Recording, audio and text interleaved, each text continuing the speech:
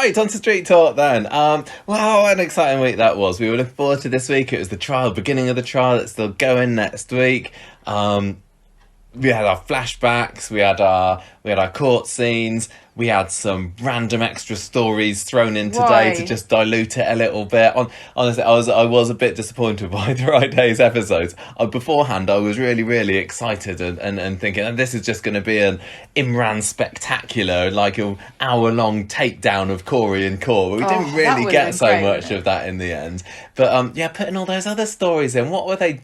So I've seen a mixture of opinions. Some people thought it was good to break it up, but it just for me it's just like they built up a bunch of momentum and then they just kind of it really felt like stalled it. Yeah, built up a bunch of momentum, fell over and scattered the ashes of the week all over the TV. That's not funny. Corrie thinks that's funny. Coronation Street. We said this very recently, actually. But I don't even know whether last week we hypothesised if he doesn't end up on the carpet, I will be surprised. So not only are the memories of Pat Phelan now disrespected, thrown about, although maybe he will get a decent send off on Monday by Eileen, but maybe they'll feel guilty. You got your Dennis Tanner, you got your Frida's dog, you got your Flash the tortoise. It's really it makes me mad. No, it's not just. I mean, you just listed off 5 there, didn't you? Is that 5? 4 or 5, right? And that doesn't seem like a lot, but that's all in the last 10 years easily, right? And that is every single instance of there being ashes on the show. It's not like sometimes there are ashes. It really feels like there are. And they respectfully inter them or they put them in an urn and never speak of them. Literally, every single time a character is cremated and we see the ashes in some kind of instrument or vehicle to carry them, they get thrown around. To be fair, we did get a nice scattering of Hayley by Roy down at the boating lake. I'll give them that. Okay. But it does seem like you see an urn, that's going on the floor. I think that Audrey did Audrey chuck Alma off a bridge? No, she did. No, Alma, she had a lovely scattering. Audrey went into the Lake District, into some water. That was lovely. That was fine. But it's like those are the most recent examples, apart from Hayley. It feels to me like I don't know how much of this is an Ian McLeod thing. Good. What? There was one that was. I don't know whether it's an Ian McLeod thing. I can't remember whether Mary's ash drop was Ian McLeod, but the other one that I said, Dennis Tanner definitely wasn't he? Yeah, that was last year. And then this one was. I think that Ian McLeod has got a thing against ashes. And ashers, I have to say, because look at everything that Asher's been going through this past few years. Pictures on the internet, now with all this caught up with Corrie. Ashes and ashes, Ian McLeod doesn't get on with them. Right, I think what I wanted to do with this is do a really mini, quick speed round. Let's run down what happened in today's other stories, and then we'll get on to the real meat of the week. I think let's start off with the feeling burnt out. So I'll see what I can do in less than a minute on this. It's basically Todd's still narky that George has got his ashes around, Phelan's ashes. He's been hanging on for them for a week. Todd tries to get rid of them when George isn't there, but George knows what he's on about. They end up having a little socially distanced chase around a coffin. Todd falls over, the ashes go everywhere. Eileen walks in just at this moment to find the ashes of her ex-serial killing husband on the floor, and Todd's like, oh, it's an old lady, we accidentally spilled her and she's been here 5 years, we're gonna and then George is like, right, let's put her in, get her out in a nice memorial garden, and Eileen gets all her little heartstrings tugged by this and says, you know what, I'm gonna give her a good send-off next week. That is what happened on this story today, wasn't it? That's pretty much it. So you missed out that the ashes are called Patsy. Yes. And also we have to give props to the actor for Todd, Gareth Pearce, who tripped over and went, ah! I don't like I really like Todd and George. You have to that but bit. It was slapstick, but no matter, look, I understand. We just ranted about it. This has been a bit disrespectful, but when he went, I thought that the moment Todd went over was actually very well done.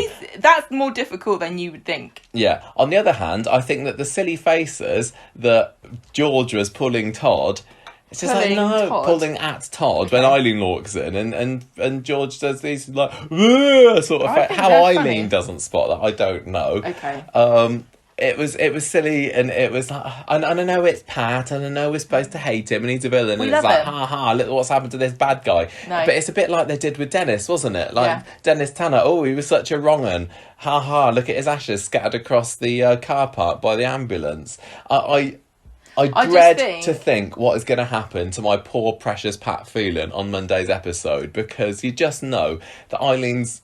I don't know. I've not looked. I'm still really, really trying my hardest to stay spoiler free at the moment. I've got no idea what's going to happen with this, but she's not going to give him a nice spread send off, is she? If she does, and I'll eat my hat.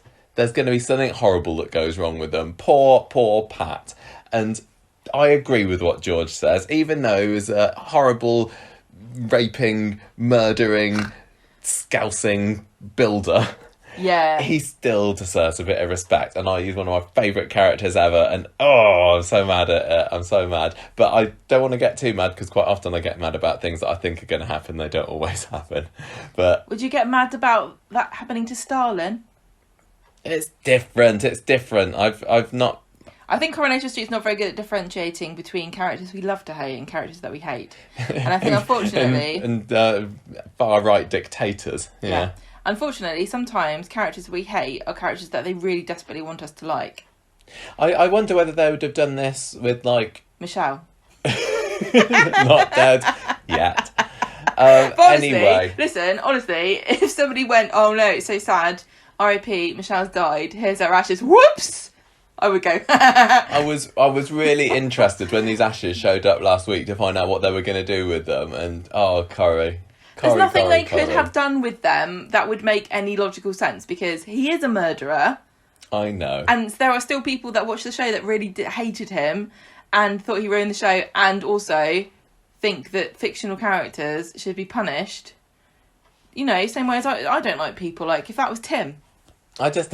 suck him up in a vacuum cleaner. I don't Oh, like. yeah, no, you're probably right, actually. If it was Tim, I would laugh my head off at this. I still hope... do you think that Eileen's going to find out whose ashes they are? Of course. There's no payoff otherwise. But it depends, because if she, accidentally does, trip over herself and they land in the toilet... Are they going to fall again? Are they going to get scattered accidentally again, I don't know. I don't... And she goes, oh well... And everyone else goes, oh well, then that could be it. But she might find out there, Pat. If it might lead to some, if it was poignant, thought-provoking, poignant, I did love you once sort of scenes. Did he ever love me? I'll never Yeah, know. that kind of thing. Then maybe it'll be okay. I don't know. Right. Okay, right, Gemma. Speed round time. Heartbroken story. What's Curtis and Emma been getting up to? Go. Curtis has got to go for some test results later at the hospital, and he's eating a big box of pills, and Emma's sad and asking him about it. He goes to work, and Sean is wittering away, and Curtis begins to look faint and wants to fall over, and Sean's completely used to this, doesn't notice that Curtis is sick, thinks he's just bored, which is the normal reaction people get to Sean, so doesn't really notice there's anything wrong until Curtis actually collapses on the floor. Oh no! Emma finds Sean and Curtis getting ready to go in the ambulance. She goes to the hospital. Curtis is awake. He has got a normal ECG and blood test result, but they want to keep him in overnight. And he says, no, don't fancy that. Thank you very much. I'm fed up. I know I'm going to spend the rest of my life in hospital at some point. I don't want to wait to die. I want to live my life. So back at the flat, Curtis tells Emma, I'm absolutely fine. Actually, I'm going to an online support group now. Would you like to come? And she says, no, it sounds boring. So he gets upset, and then he talks to his friend about difficult to stay calm with ultimate death. And Emma feels sad that he's dealing with this. Then he finds her in speed dial, and she agrees he needs to make the most of things while he's alive, and says, why don't you move in with me? And he says, that sounds like the way I'd like to spend the rest of my very short life. Lovely. Unnecessary. Okay, maybe it's bringing something up for next week. Okay, I just want next week to be all trial as well. This week, I didn't know how long the trial was going to be. It became quite apparent during Wednesday that it wasn't going to get wrapped up by the end of the week. So I'm thinking, surely we know Coronation Street is written to be consumed in week blocks. Must be the end is going to climax next Friday. Well, I can't think of any time when they've made trials last longer than 2 weeks. It can't be 3 week long trial. It's got to wrap up next week, and Friday feels like a good time for it to end because it will be climactic and exciting, and it will build up to the week. If we get that, and also Curtis going, I'm dying, I don't, it's going to ruin it. Nobody cares about Curtis. It was literally He's like, not an old it was enough almost like he was character. being an attention whore by collapsing in the middle of today's Can't say episode. It's that. like, look at me, splat, oh no, call the ambulance, don't watch what's going on. Sean's like, Sean's like, oh no, somebody, I'm not allowed Can to go I be near in him. We have spoken at length, well, maybe not at length, we've moaned in short bursts about people collapsing on Coronation Street this year. Summer's collapsed. What is it about? Probably other people that I've forgotten. Is it because, Peter's collapsed. Is it because social distancing makes it stand out and look more stupid? I don't know. And therefore you notice it more? Or was there always this number of collapses? There were not this many collapses in the past. Is it just an easy? Yeah, Well, is it it just was an easy even- thing to do with this current? COVID. Yeah. Because even when Johnny got his diagnosis, we were calling it oopsie daisy disease because he was fainting all the time. He's not collapsed half as many times as the rest of the residents on Coronation Street this past year. But we called it oopsie daisy disease because literally there weren't that many faintings on the show. It's like everybody's turned into those fainting goats that you get on the internet, where they just be bouncing around and then suddenly they're on the floor collapsed. She's like a Victorian woman who's Is she? No, everyone's just like a Victorian woman that's like swooning Swooning. because they've seen a man's ankle or something. That's what Coronation Well, Street it's is a very turned well into. waxed moustache, I'll have you know. It's like, I don't. I kind of like Curtis. He's all right. He's all right. Fine. He's harmless. I'm starting to feel like I like him more because of how bullied he is on this show. I'm starting to come around. There's nothing wrong with him. Curtis is turning into a Jay Goody. Oh, do you think? What do you mean there's something wrong with him? He's got a heart condition. He's There's going to die. How dare you? I mean. There's nothing inherently bad about the character. He's just not that exciting. And today it felt like, we want to have Curtis move in with Emma. How can we do that? Oh, we'll just have him collapse. That's a bit of drama for you. And also, for somebody who doesn't want to talk about it and doesn't want to have it hanging over him, he certainly is making a bloody meal out of it, isn't he? He didn't. He talks about nothing else. Oh, it's sitting He's quite there a bore about it, actually. with his giant box of pills right in the middle of the front room going, yum, yum, it's so difficult. Sorry, look, I've got my own problems and I've had to face up to some horrible things this week. I didn't make a big fuss about it and then say I wasn't making a fuss about it. Make a fuss about it. If I was Curtis, I'd be telling everyone all the time I wouldn't shut up about it. But then I wouldn't also be saying, but I don't want to talk about it. I Which bet is it's what right at the he's top doing. of his CV. But he Has horrible heart condition. Yeah. Nobody knows what it is. He's milking it. He's milking it and he's trying to pretend he's not. Have it one way or the other. That's why I say, Curtis. You either are or you're not. Yeah.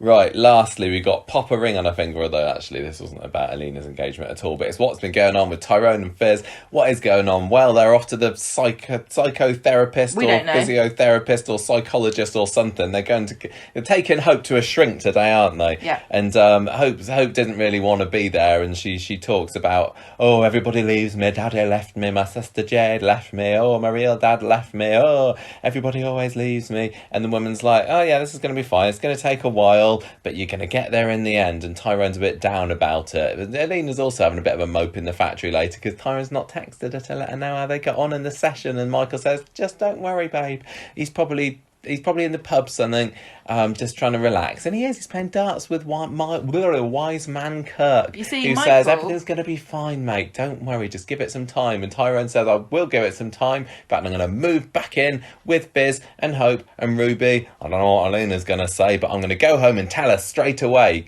Alina, I'm back home. I've got something to tell you. Oh, no, wait, I have something to tell you first. I booked a holiday for Romania the week after next. Great, Alina, I'm for it. And that was what happened in that story. Yep. Sorry, you were going to interrupt me. It's gone. It's gone. The moment is over. Don't care. Well, I mean, it's fine. I just didn't need it this week. Seriously, didn't need it this week. I just feel as though this week's got off to a really shaky start. Whoa, controversial. And then Wednesdays was really magnificent. And I was hoping that we were building up. Yeah. And we weren't. That was the climax of the week, was Wednesday's episode. And this episode just felt like, oh, crap. Quick. Shove that in. Okay, so let's move on. But yeah, a lot of people really did like Mondays, didn't Oh they? yeah, Mondays went down a storm. I have watched it twice. I watched it on Monday night and then again on Tuesday morning, and I think I appreciated it more. I think we need to get onto that because people are probably reaching for the off button already. That's the end of us talking about speed round. That was a quarter of an hour, so did our best. So we'll get onto the R. Kelly sex abuse trial then. I'll talk Monday, you can talk Wednesday, and then I'll go back and do Friday. Because, most people thought that Mondays was epic. And it was certainly different, wasn't it? And they went for the whole whooshy camera style and the flashback and the cars driving backwards and everything. There's going to be mixed opinions. Yeah. And it takes a lot to work on me, and it didn't. I still enjoyed it on the whole, but there was things lacking that I hoped would be there. I just want to say something quickly. What? That I felt that the way the story was constructed led me to expect something that never happened. Yeah, that's me for Monday. I don't blame them particularly because there's not really. It was kind of difficult for them to have written it in a different way, to have not led people to this conclusion, because we're all used to consuming media and stories, and we're all kind of used to... The thing is, we already knew this is what happened. We didn't know for sure, but it's pretty much certain... That Corrie did the kicking. Because we've got Imran, who is, our knight in shining armour character, defending him, and and we've got Kelly, who we're supposed to feel sorry for because she's a pretty young, blonde, girly girl. And Corrie, who's like the snarling, rich kid. We knew they had been set up to be polar opposites and for us to sympathise with one over the other. So when the flashback came, I thought, well, if they're dedicating this much time to it, we're going to learn something different, or I'm going to come out of this and know something. But all it really did was... fill in the blanks of some things that weren't actually really that important or pivotal to let us know at the end, oh yeah, that is exactly what happened.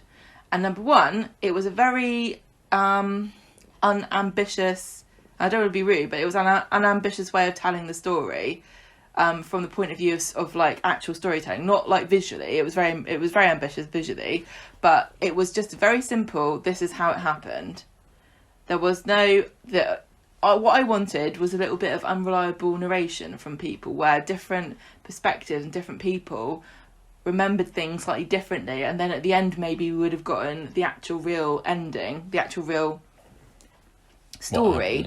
But it was all just memory is absolutely reliable, eyewitnesses always completely right. This is the thing that kind of got to me about it.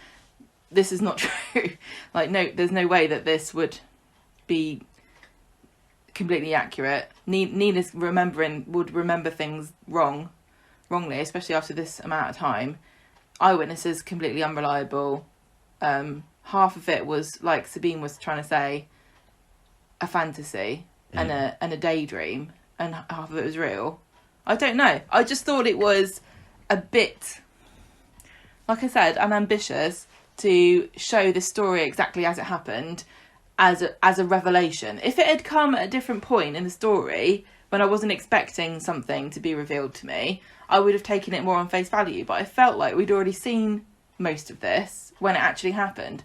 And when it actually happened the first time, I found it very impactful and harrowing and genuinely emotional. But the second time, when I watched it in the flashback, it just didn't hit me. But I do know that people who have had experiences with things like this really found it quite cathartic to watch, and they preferred it to be done like this in a very plain and straightforward way. So I can see from both perspectives.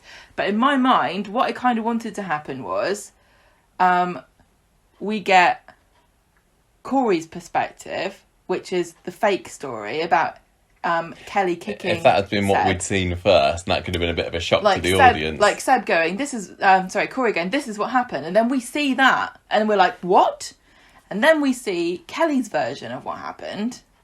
And then we finally end up with Nina walking through the actual event, not from her memory, but the actual event, and sort of watching it as it happened, like she's some kind of force ghost come back from the past, you know. That would have been a bit different, a different way of telling the story. I just felt like we were being told the story again. Yeah. The same way we'd already been told it. I felt the same thing. And I mean, this is... I said something similar to you as soon as we finished watching it on Monday, didn't I? And you were like, oh yeah, that does make sense, actually. And then you came up with all the stuff about the different perspectives. So I think between us, we've concocted a fairly similar view on Monday's episodes. But it's a very overcomplicated way of telling a story. And they probably wanted it to be very plain, like I said, and factual, and they didn't want to introduce the idea that there's any doubt, because I'm sure people, probably even listening to this now, would find it disrespectful to the memory of the real victim of the crime that this is based on, Sophie Lancaster, yeah. And we don't want to disrespect her memory at all, which is where you get to when you base your story on a real life situation. And every single time Coronation Street does this, they get accused of being disrespectful and sensationalising. So I'm sure that they are... I'm sure they had their reasons, and conscious. I'm sure that they put an awful lot of thought into how they were going to do it. There was no need to do it the way I said. The only reason that it felt like it was missing something was because of how we are primed, or how I am, speaking for everyone here, how you get primed to consume media and expect things when a story kind of infers by showing you the same thing more than once. Yeah, I went into Monday's episode expecting a revelation, expecting a twist. Yeah. And although I did enjoy it, and it was interesting seeing things in different angles and seeing things that had been described, watching them getting played out because we hadn't seen them before, we'd only heard about them. And like you said, that the direction, the shooting, the lighting, the grading, everything, the performances were brilliant. Mm-hmm. All the cast, absolutely flawless. Monday's episode. The whole week was great for this story. Yep. But I was just expecting something, and like you said, some people weren't. Some people wanted that completely plain, and as it was, it obviously went down very, very well. But that moment when we see the shot of Nina looking round the van, the scroll to the ring, and then to Seb on the floor, the way that was done, it was brilliant shot. I absolutely adored that shot. Yep. And I was thinking, as the camera was panning, I was thinking, they're going to show it was Kelly. They're going to show it was Kelly and make it so and completely pull the rug out from under us, because we had clearly there couldn't have been any doubt in any viewer's mind that it was Corrie that did it. And nobody must have thought that Kelly had done it at this point. So if they suddenly said, and it was Kelly that did it all along, and we'd been tricked by her, I would. At the time, I was thinking that would be amazing, and it was still a brilliant scene. But I was just a little bit let down that it was like, that's what I thought happened. That camera shot was supposed to increase our tension and make us sort of not want to turn around to see the horrible crime that we knew was happening right behind us. But unfortunately, it was also the sort of shot that you use when you're going, and this is what was going on. Yeah. And it was a revelation, because we didn't know for 100% sure. Yeah. But it's just like the language of cinema and the way that camera shots and stuff are used to tell a story and lead you to expect certain things. I mean, I'm glad it was Corrie, don't get me wrong, because he's a horrible monster, and I think there is something redeemable in Kelly, as much as I think she definitely needs to get some kind of comeback with her. She needs to have some sort of punishment, but I'd rather keep her on the street and see her, getting her rehabilitation, classic Corrie style, than him, the smarmy getting his nasty dad. I don't want any of that. Nasty dad. So, anyway. I just wanted to get that off my chest at the beginning. But I thought the whole thing was very spooky. It was kind of like reenactment, wasn't it? It was like a crime... It was like Crime Watch UK. Crime Watch, yeah. Oh, it was very interesting at the beginning. You're supposed to be doing this, aren't you? But Yeah. It starts off with a flashback, doesn't starts it? off with a dream. Nina having her dream. She's having a dream in the cafe, and you can tell it's a dream because the cars are going backwards. And there's a man going backwards on a bike, and she hears this the music. I can't remember what it was. Make your own kind of music. No, it wasn't that one. It wasn't the Desmond theme. It was. I had it in my head. Seb then. was crossing the road in his bare feet. Wasn't he? Which is symbolic. It's symbolic that he's dead. So yeah, she wakes up and she hears this music that Roy's got on in the cafe, and I know uses it was. the trigger. It was "Let the bodies in the floor." No, it wasn't. I literally had it. I was starting to. Sorry. It was that one.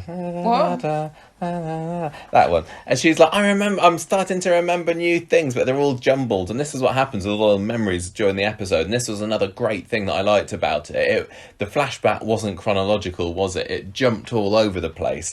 And again, if we hadn't been told pretty much everything that happened in this flashback from Corrie and Kelly's accounts, it would have been fascinating to have tried to piece together the actual order that all this happened in. But that was really, really good, having the flashbacks in a different order to mirror Nina's, gradually having things coming back to her. So anyway, Sabeen turns up at Imran's office. She bought him a coffee, very nice. What's she doing here, though? Well, she wants to know about how he's feeling about this whole manslaughter thing. If they're going to agree to manslaughter, maybe they get a reduced sentence. She's not going to be advising Corrie to plead guilty to that, though. And Imran's like, well, no, Kelly doesn't need to either. He's all bravado, and they like going. I don't think we're going to go with that. Thank you very much. Meanwhile, Roy has called Abby over to the cafe, and Nina says, look, I'm starting to remember things about what happened. And so Abby says, great, I'm going to go and get some other things. You want help remembering? I've got this bag of Seb's stuff.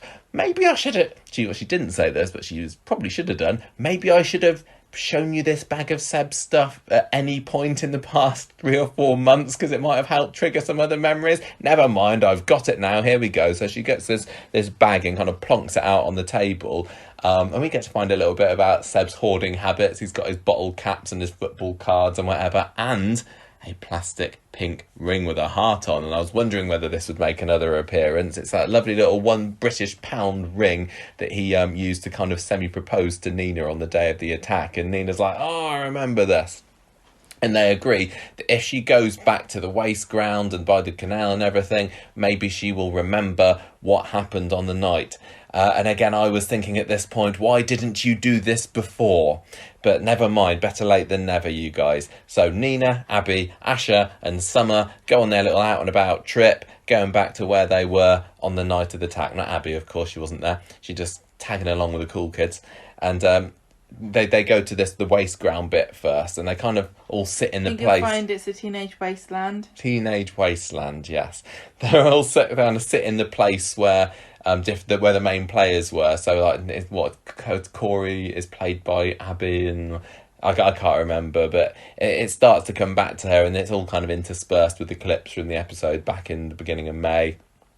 And then Nina remembers a little bit further on when she's running away. She's been plonked down on the floor, and she gets up and runs. Now, this is where I'd made assumptions about things.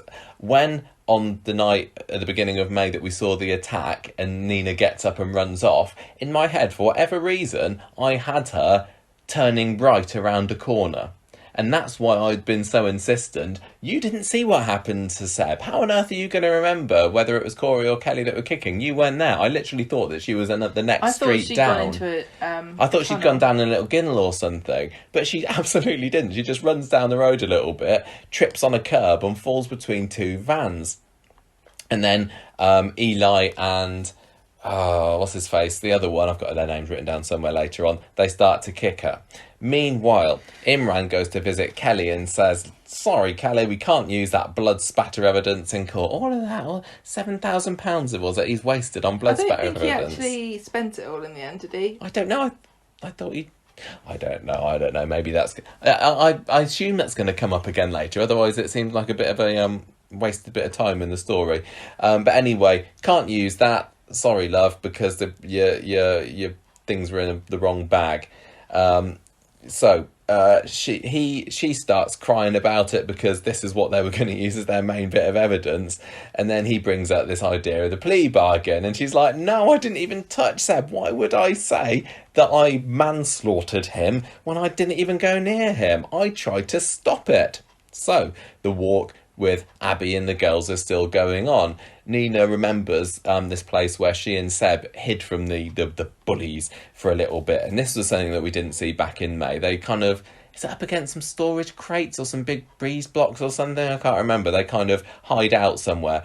More flashback. So they did bring Harry Visnoni back to play Seb. Ace, loved seeing him again, and they have this lovely scene where they're up next to each other, which was more closer than they ever got back in spring because of the COVID dealing, and they have a bit of a talk and they have a bit of a kiss.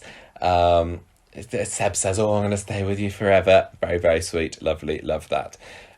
Sabeen, meanwhile, is talking to Corrie and saying, right, you, tell me again, one last time, what happened on the night of the attack? What is your version of events? Because she needs to make sure that he's got this all set in his head.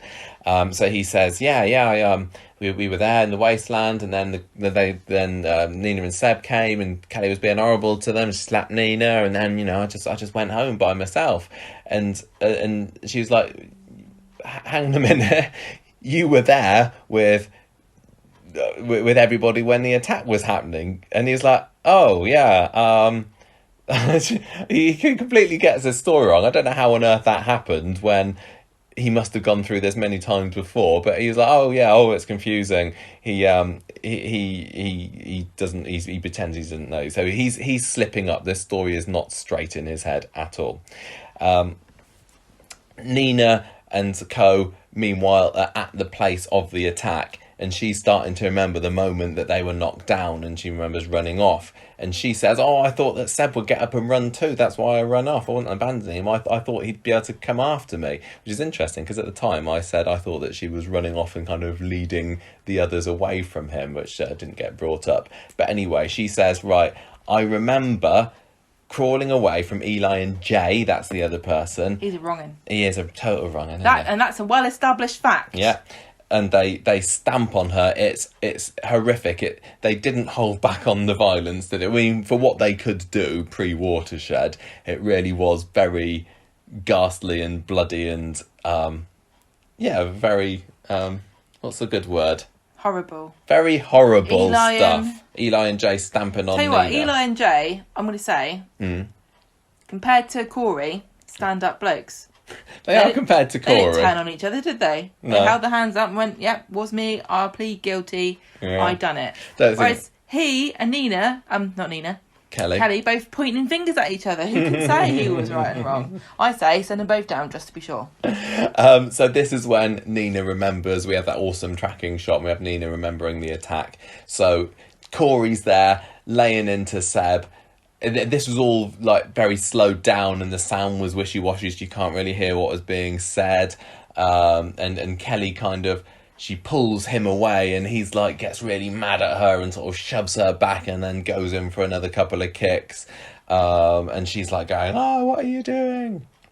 And that was the cliffhanger at the end of the first Monday episode. The final definite 100% sure revelation that it was Corrie doing the kicking. After the break, Abby's like, right, are you absolutely sure about this? And Nina says, yeah, I remember it now. Kelly was trying to break it up. She didn't do it. And Abby kind of needs to take a moment to compose herself after this, because ever since this attack has been happening, she's been gunning for Kelly just as she has for Corrie. And now she's, in her head, got to try and correct this narrative and believe that actually Kelly is, in inverted commas, innocent in this. I mean, she doesn't say, I think we all know that she deserves a little bit of punishment for this. So back with Kelly and Imran, she's telling him the story. Interestingly, she says, oh, it was like hide and seek. It was a game. I thought it was interesting how they put that in the script, that's kind of how it seemed to her, because she was obviously 3 sheets to the wind anyway, and she was all giggly and everything. She said, oh, it was just a laugh, and then when we found them, it was like we'd run the game, and it didn't sound in the slightest like this was her excuse. It was literally just her recounting how it felt at the time to her. Very, very well done. But for her, the game stopped as Corrie started kicking 7 bells out of Seb, and she says she froze. We'll come back to this because I still have things to say about this. She says that he was kicking him like a football, and then He's very talented at football. He is. Ask Tommy O. He's met him like over one time. And that's the sort of skill fewer that than they 10 want times on the Weatherfield junior team. Yeah, Makes you wonder why James got such a great career. Yeah, What's he been up to? Yeah, exactly. What's he been up to down the Guinness? Who's he been kicking? Yeah. Right. So then we get to see like a proper version of the kicking scene with it, not slowed down, and it was extended as well. So we see Corey kind of pushing Kelly away, and the look on his face was just fantastic. When he was down there kicking Seb. He's just so evil, and Kelly kind of starts panicking, doesn't she? And she kind of goes back to like as a big bin that she kind of goes and has a bit of a panic, and she's kind of bent down, and then she comes back to Corey again and tries to pull him away, and this is when she's finally able to get him to stop. And he walks away after. He's like, I can't remember who says it. It's like they like check Seb and like, is he breathing? Is he dead? It appears that Seb is okay. Corey runs off. Oh no, sorry, no, he doesn't. At this point, well, it seems he just is lying there. Corey runs off before we find out that Seb isn't completely dead quite yet. So Kelly's left there, and she's. But we knew that. Well, yeah, we knew because we knew that he was the one that phoned the ambulance. Yeah. And when they were found and went to the hospital, it was actually Nina that was she seems like she's in a bad way, and Seb was up and talking. Remember? When they first came back, they were like, oh, Seb's all right, but Nina's the one that we're worried about. And then suddenly Seb went downhill and died. Is that what happened? Yeah, I think so. Because they were like, he was on the phone to the ambulance. He's all right. Yeah. And when they first came in, and they were like, "Oh, Roy, you should go in." I had it in my head that he died at the scene. No, he didn't. He was in hospital, wasn't he? It was Abby holding his hand. Yes, and there was that bit where see, memory completely unreliable. Yeah, there's that bit where Roy gets handed all of Nina's metallic items before she goes into surgery. That is absolutely right. I'd completely forgotten. And he's like, about "Why that. are you giving this to me?" Yeah. So anyway, Corey runs off, not knowing whether he's killed this Seb or not. Whereas Kelly then starts to kneel down. This is obviously where she gets the blood on the shoes. Neither of them seem to have particular bloody shoes in these flashbacks, by the way. I don't know, after they made such a big thing about it. They had very, very shiny white shoes, despite the fact that we were led to believe that they were sopping with blood, but never mind. I think we should keep encouraging young people to wear very bright white trainers, because this is obviously the only way we can discover what crimes they've been committing. Yes, very true. So Seb suddenly starts coughing up blood, and Kelly's like, right, he's not dead. She's like, he seems fine. I'm really sorry, and runs off. Although, she, just before he was about to do that, she's got her phone out of her pocket, so she is just about to call an ambulance, but when she realises, he's probably going to be all right, actually. Well, he can cough up his own blood, so yeah. I'm going to go. She's terrified. So she tells Imran about running away, thinking he'd be okay. She couldn't see what was happening with Nina at this point because it was dark. She was a bit far away, but she swears she would not have left Seb if she'd known just what a bad way he was. I can't help but think it would have made absolutely no difference. And she doesn't think people will believe her. I don't know. Well, he kind of regains consciousness and drags himself. Yeah. Yeah, that's at the very end of the episode, isn't it? We'll get to that in a minute. Imran says that Kelly, people will believe you. I believe you. It was very heartwarming, lovely. Corey deserves to pay for this. So Sabeen, meanwhile, is finishing up with Corey, and she says, "Tell this when you get up on the stand on Friday. You need to tell everybody what happened just the way that you told me," which I found very interesting because, as we said earlier, when he recounted these version of events earlier in the episode, he slipped up, which made me think, so Sabeen, are you telling him to slip up on the stand? I didn't know whether they were going anywhere with this, and clearly they didn't in the end, and it would have been very unprofessional and everything. It would have been a bit weird. It became increasingly clear as the week went on that Sabeen did not believe Corrie. She knows that he was spinning a yarn, but she's kind of in too deep with it now. As long as he doesn't tell her... Yeah, this is the line. As long as I don't know that you are lying, you can say what you like. Yeah, but as soon as... If Corrie had said to her... If you try to involve me in perjury, we're both... I'm not going to be involved with lying to the court. Yeah, so she clearly has suspicions, but it did make me wonder whether she was not pushing him too much to remember the exact events, because she knows that he deserves justice. I don't know. Hang, drawn, and quartering. It's quite weird that Stefan has hired the only honest lawyer in Weatherfield to represent his son. So I'm sure there's a bunch of sleazy blokes who would have gone, "Listen, mate, I don't care if you've done it or not." You know what I mean? Like, she's like, "Don't tell me. I don't like. It's better for us." She didn't say any of this, but you can think you can build this into her character backstory without it being, contradicting anything. I was expecting to see more than one person when we've heard about this crack team of lawyers that Stefan's hired to defend to his son, and it just turns out no, it's just Sabeen, really. I guess everybody else is worked very hard in the background. They just didn't need to turn up on the day. Okay, so where do we get to? I'm lost in my notes. La la la la la. Okay, so flashback again. So for the rest of the episode, we kind of start to see a few more flashbacks of what happened to Corrie. So this is him remembering what happened. So he's running away, he gets to the alley, starts to change his clothes. Again, we'd heard of before. I don't remember why he's got a change of clothes. I know, it looks very suspicious, doesn't it? Almost as if he went out knowing that he would kick someone to death and he'd need to change your clothes just in case. We have Nina, okay. Nina and Abby getting back to the cafe, telling Roy how it's gone. If you're a woman, you might have a pad in your bag just in case you might start your period by accident, and a rape alarm. Maybe if you're really cautious, you have a spare pair of pants. But blokes have a spare murder outfit. Yeah, just in case. Just in case. We get accidentally carried away with ourselves. The things you learn doing a podcast. Mm-hmm. Mm-hmm. Okay, so flashback again. We have Corrie and Kelly meeting up afterwards. So this was when it flashes to almost the end. Yeah, Corey's been outside and he's done all his changing and everything and the stuff that we see later. He gets back to Victoria Court now. Kelly's there, panicking. And he's saying, "Look, is he dead or not?" And she's like, "No, he's not in a good way, but you haven't killed him." And he's like, "Good. Or what we need to do now is deny this, deny." And he's getting right in her face, and she's kind of left with no option really. She feels she's already very vulnerable about what's happened, and she's Well, she just watched this bloke kick someone else to death, and now he's in her face going, "Don't you say a word." Exactly. Don't say anything. Seb won't say anything either. Seb's not going to... Exactly. Yeah. We're going to get away with this. Yeah.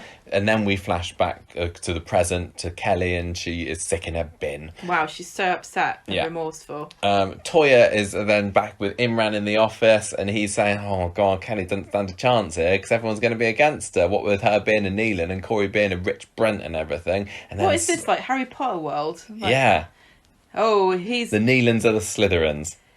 He's Well, actually, the Brents a are as well. Malfoy. And the Brents are total Malfoys, and aren't she's they? just a lowly Potter. No, I think that she's a lowly Weasley. She wishes she was. She's Weasley. not a Gryffindor. She's still a Slytherin. She's one of the lesser Slytherins. She's a Crabbe or a Goyle. Yeah, I would she say. is. Yeah. I reckon that Mr. Crabbe and Mr. Goyle are like the loan sharks of the wizarding world. Oh, probably. Yeah, Mr. Brent is definitely Lucius. Get you some galleons.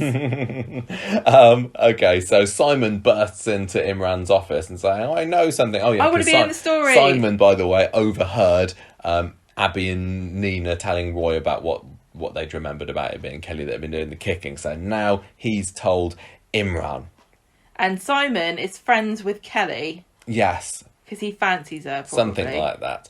Corey, back in the prison, is in his cell. He's looking pretty regretful. He's been looking worried. He all week it's felt like he's like a hair's breadth away from cracking. They've made it very clear to us watching that we're supposed to realise that there's a difference between him and the way he is regretful about what happened and Kelly.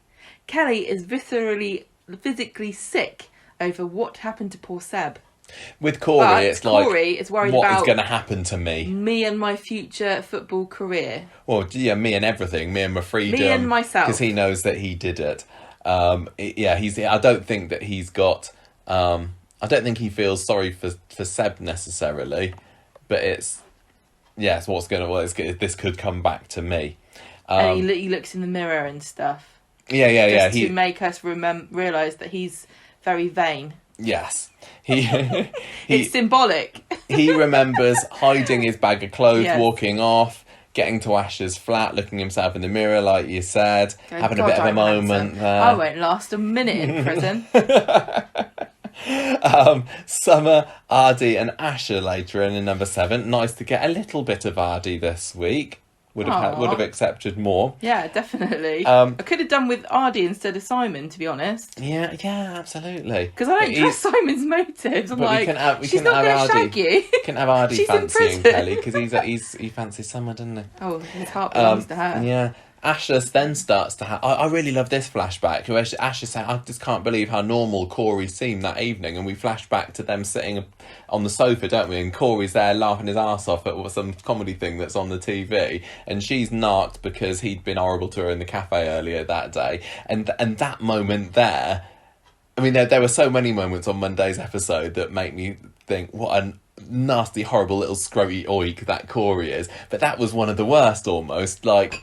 He thinks he's got away with it, and he just came across as totally relaxed and chilled after he almost killed somebody. That would brilliant flashback that one. Well, yes, he not quite dead at that point. So then back to Corrie in his cell again. He remembers more of the night. Jogger running past him, chucking his bag in the canal. Fine. I love the way that he was like, the perfect crime. I shall throw my evidence in the canal where it will sink forever and no one will find it. It's floated. What do I do? Cut away, camera. Oh, Jesus. Should have put a brick in there. I know why criminals always use bricks. Next time, I will put a brick in the bag. Got to remember. So, Imran is on the phone to Kelly later. She is mega chuffed to hear what Simon said, and I don't know whether Imran's jumping the gun a little bit here, but there is good news. This new evidence come along. She thinks it's all over. She's coming home, and he's like, "You've still got this trial to go through, by the way." And also Nina's got to go to the police station to give the evidence. So don't count your chickens yet, Miss Neelan. It does make me wonder, what if Nina had remembered this from the beginning? Would Corrie just not be able to get away with saying it wasn't me? I don't know. Because honestly, it's fair enough. She said that she saw him doing it, but surely a lawyer could say, you just saying that because you hated him. Yeah, I think so. I think it would have still got to this point. I don't know. It just, the whole thing is really only got to this stage because Nina forgot what happened, which I totally understand as a completely defense normal mechanism, reaction, and this happens more than people might think, but don't know how much stock would be put into I've suddenly remembered. Well, this is what Sabeen leaps on in Wednesday, isn't it? the most convenient way possible. That, yeah. Okay, so mind you, I don't know. Is Nina mad that she remembered that Kelly had nothing to do with it? No. Because I would be. I'd be like, look, I'm going to say I you did it hated anyway. Yeah, you hit me, bitch. Yeah. Right. Honestly, though, does she not get anything for... That's assault, isn't it? Yeah. And battery, slapping somebody. You can't just go around slapping people. And if you can, let me know, because I got a list. Roy finds Nina in Seb's garden towards the end of the episode, and she's massively apprehensive about going back to the police and reliving the night again. Obviously, she's got to do it. Roy says, look, everyone's going to be behind you. It's going to be fine. And this is when we get the final flashback of the episode. Again, really well done. Seb crawling. Well, it wasn't really a flashback, because it wasn't from anyone's point of view, was it? Apart from maybe Seb's point of view. But we see him crawling painfully, slowly across the tarmac over to Nina, picking up the ring along the way, getting his phone, calling the ambulance, saying, "Oh, my girlfriend's being beaten up." He didn't even mention himself because he's such a nice bloke, such a lovely bloke. He's like, "Send two ambulances," and he's saying to Nina, "It's gonna be okay. It's gonna be okay. I love you." And then he kind of collapses. And he says, Yeah, it wasn't Seb's death as I thought at the time, because you're right, it happens in the hospital later. It was really sad. It felt a bit thickly laid on, but I thought it was fine. That he was really not bothered. Like, he thought he had no care for himself. He was desperately worried about Nina, and he wasn't focusing on the fact that he's the one that's going to not have this contract renewed. You send 2 ambulances, please. Imagine if one little mini ambulance had turned up. You said that you were fine. Anyway. We'll just strap you to the top. Luckily, it's got one of those roof boxes. I looked up the song, and I'm pretty sure it is Another Girl, Another Planet by The Only Ones. Oh, there we go. Okay, I knew it. Right, we were not going to discuss any more thoughts on this at the moment. We'll come back to this Wednesday. Gemma, over to you. What happened? Thank you. We have a silent start. That's a bit strange. Kevin finds a message from Abby saying she's gone for a walk. And then we see Nina at home with Roy. And then we also see Imran screwing up a bit of paper, because whenever he's got a big trial to prepare for, he likes to have a little vignette of himself looking at paper, doesn't he, and writing things and going, no. He's old school, is Imran. Yeah, he doesn't. He's actually. Although he has got a new laptop this week, everybody. He no longer has his lovely, fruity, colourful laptop. It's nice. It's nice and stern and grey, like his jacket. He's like, I'm doing a murder trial now. Yeah, exactly. Can't be turning up with fruit on my laptop. People think I'm not taking it seriously. Yeah, I'm not doing a case for clowns anymore. Or who stole the pansies in the flower garden. I don't know. Well, it was a magician trial, wasn't it? It was, wasn't it? Yeah, Jeff's was all about the razzmatazz. You're right. Sorry, back to you. Yeah, so we have a sort of little montage of characters preparing for the day's events.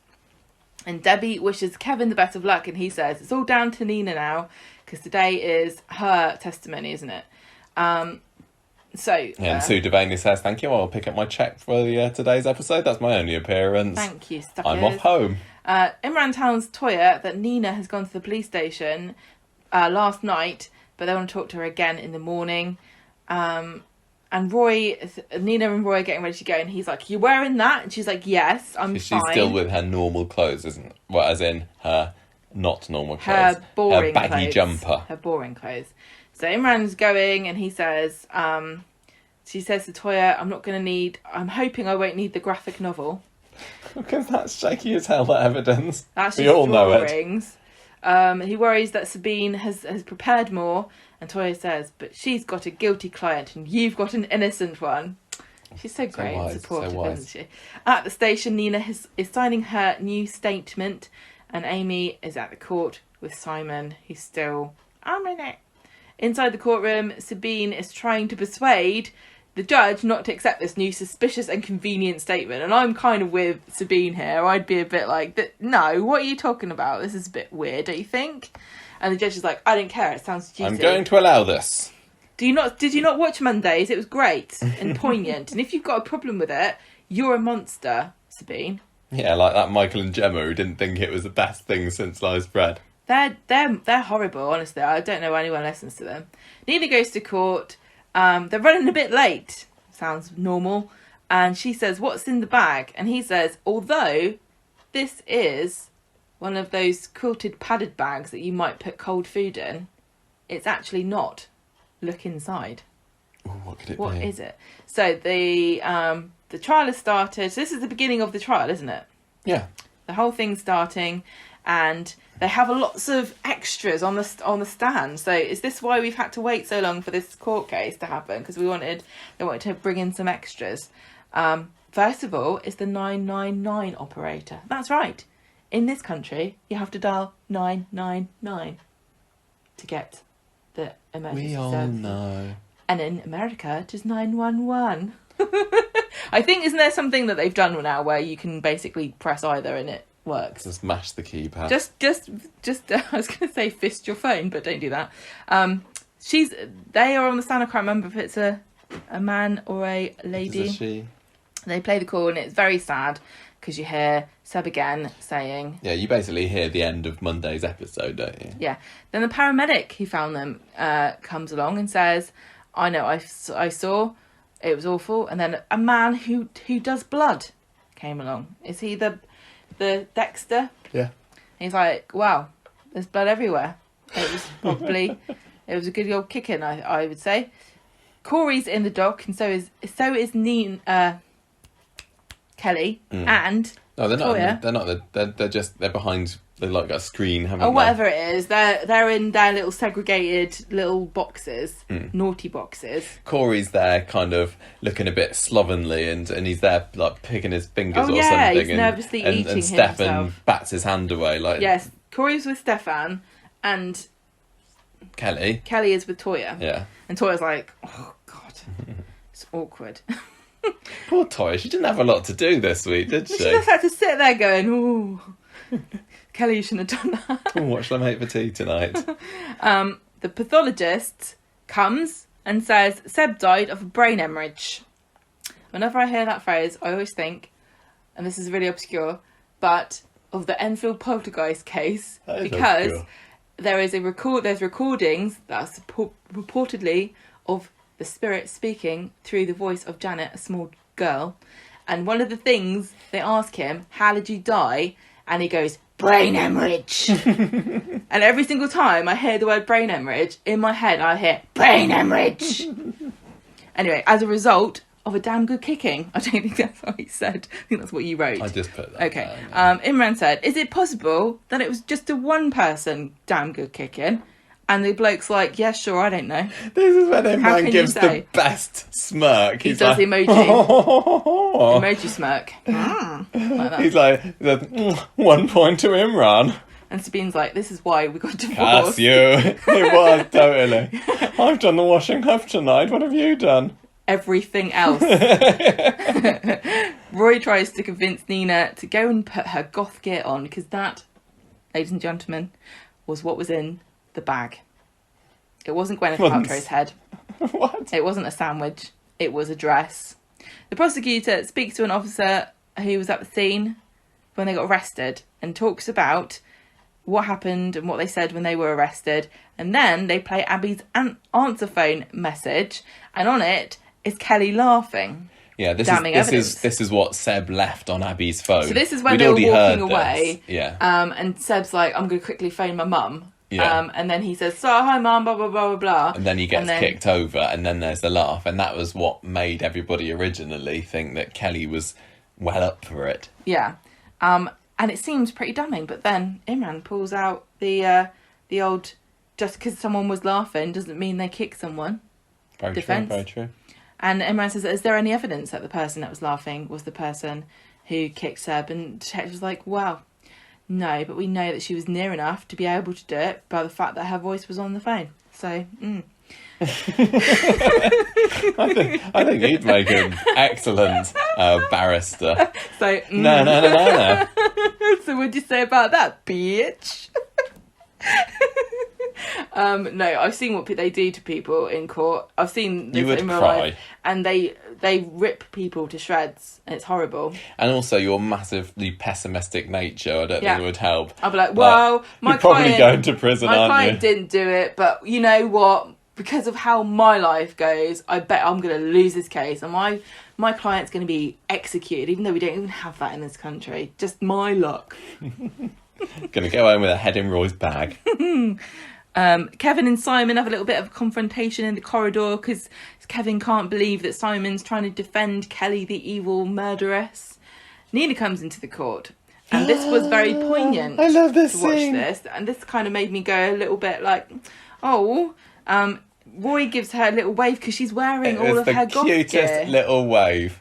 He gives her a little like wiggly finger. He does. It was a little hello. And Abby also looks down and gives her a beautiful smile. Like, I'm so glad that she is finally reclaimed her former glory. And it was very meaningful because we know that most of the reason why she stopped wearing her outfits in the beginning was because of what Abby had said to her about showing off, and if she hadn't been wearing it, then they her wouldn't have son would targeted be, you. And that smile wasn't for Nina. That was just Abby smiling for herself. And it goes to show you the strength of Abby's character, that she is happy for Nina to have rediscovered herself. Yeah. In a very dark moment. Beautiful. It was beautiful. So, she goes on the stand and she says, people don't understand why I dress the way I do, but Seb understood me. And she says, sometimes people are scared of me, but there's no need to be scared of me, etc. Then she starts to talk about the evening, and she says that all 4 of them came at her and Seb, and somebody pushed Seb from behind. Then she heard Kelly laugh. Then she was pushed. Then she got up and ran. The 2 boys chased her, and she tripped.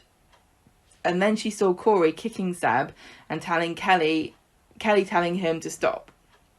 I just want to point out that, honestly, it could have been Kelly that pushed Seb over. Nobody knows who pushed anybody. We haven't seen it, have we? I don't know if we've seen it. I don't think we've seen it. And I don't think I that think it was Corrie. It probably was Corrie, but I just hate Kelly, okay? Corrie says that Kelly did it like a karate kicking banshee. That's right, she was. And I was like, look, Corrie, I've got a lot of problems with you, but the biggest one is, I don't care about the murder anymore. You're getting your Irish mythology mixed up, because banshees are actually harbingers of death that scream for an imminent murder, not one that's happening. They certainly don't get involved, and they definitely don't know karate. So what is the Irish ghoul that is famous for karate kicking? I'm going to have to look it up and come back to you, because I'm not quite sure. There's probably some kind of bog goblin that does that. Bog goblin. Sabeen questions Nina, and she shows off the graphic novel, and she keeps going graphic novel, and asks her about the fact that she had major head trauma and she couldn't remember what happened. And then she's like going, oh, wait a minute, oh, that's weird. Oh, if you got a major head trauma, how can you draw this from your memory? Oh, how did that happen? Did you just imagine it? And he was like, well, yeah, I suppose I did. And Sabeen's like, wow, what is it then? Is it real? Is it fake? Your memory keeps changing, so why should we believe anything you say at any point? Isn't it a false memory? Just because you said it today, what does that mean? Doesn't mean anything. And she says, not a false memory, it's the truth. And Sabeen does a good job banging on about this graphic novel that she's drawn that could be anything, could be a dream. I've quite enjoyed seeing the all these different panels from her. The graphic novel's pretty cool, but it in no way depicts any kind of... It doesn't even... It's a metaphorical examination of, like, her experience. It's not like a blimmin' court drawing of, like... No. And she points this out. Nina points it out, and she's like, right, first of all, stop calling it a graphic novel, because it's not. It's a comic. Don't be so pretentious. What, are you trying to sell it to me or something? Also, I didn't draw it for anybody to see. I drew it for myself. It was like a sort of therapy. And Sabeen says, oh, right, okay... And because the only reason it got out was, didn't Asher get hold of it and put it online or something? Put it on Instagram? Yeah, that's right. And then you haven't written this down, but there was a very powerful scene when Nina was saying, yeah, that's right, it's a comic. Say sorry. Say sorry for calling it a graphic novel. Nina totally owns Sabeen on the stand, which is great because we'd seen Sabeen be so confident and cocky and doing a damn good job actually at being a barrister, and Nina just comes and totally turns it around on her. She's only doing Takes for her by Corrie surprise, I think. what Imran is doing for Kelly. Yeah, like being vicious and going for the weak parts of their testimony. And she basically at this point makes Sabeen apologise to her, and Sabeen's like, sorry, and she's like, well, you don't even sound like you're sorry. Say sorry properly. I think that's what she said. She does. Sabeen says it like she's realised that this is, like, all of a sudden she's gone, yeah, this is my job and this is the person who's accusing my client of murder, but actually this is also a young woman who was viciously attacked and her boyfriend was murdered in front of her face. I guess I should actually have a bit of humility here and say sorry. Learn my graphic novels from my comic books. There was that one page on there where they're going into a tunnel that I thought looked a bit rude. I was singing the Lemmy Winks theme to myself when I was saying that one, and if you know what I mean by that, you'll get it. You've got very dirty television filthy, habits. Absolutely. So, it's only South Park. It's fine. Right. So she says, yeah. So she's kind of like undermining her thing, and kind of maybe winks is throwing me off. Sorry. She's trying to make it sound stupid and ridiculous. And Nina says, and she's like, "Why? How come you started thinking about it? Why did you start remembering?" And Nina has to admit that it was Simon that came into the shop to persuade her to remember, and immediately Sabeen's like, "Oh, Simon Barlow's Kelly's friend. How suspicious." And then she says, "Tell me more about this reconstruction exercise. What did you actually do?" And Nina explains that I don't know why they did this at the time. It seemed a bit weird, but Sabeen completely rips it to pieces, because at the scene, Nina handed out roles. So you're Summer, you're Corrie, you're whatever, and she got Abby to play Corrie, and Asher was playing Kelly. And Nina says it wasn't a false memory, blah blah blah. And this is when she just says, "You're sneering at me," and you just like Corrie did. Yeah, that was a great line where she's like, "You are just like your client." Yeah, and sneering like, "Sorry away. if I You think that you're offended you." better. Yeah. She says, and Nina, when she's not accepting Sabeen's apology, she says, "I'm not scared of anyone anymore. Not you and not them." Loved it. That was really powerful. I don't know that this happened in a court, but never mind. The goth clothes give her power. Oh yeah, definitely. She's leveled up. One thing I'm missing in this, and I don't know why they haven't put it in, and I can only assume it's for COVID reasons, but where's the jury?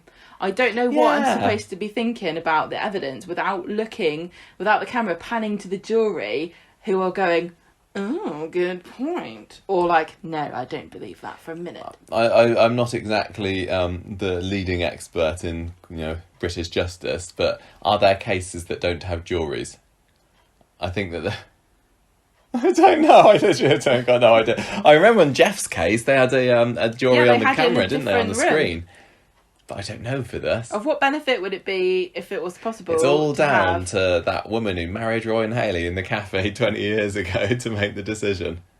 The judge. Oh, yeah. Jessica Lundy. I haven't forgotten. Every time I see that bloody judge this week, I'm going, "There's her in it. She's the one that married Roy 20 years ago and Hayley." Anyway, back to what happened. Go on, Gemma. I want to know if you can have a trial without a jury now. Okay, well, I'll take over with what happened then. No, you can look it up. All right.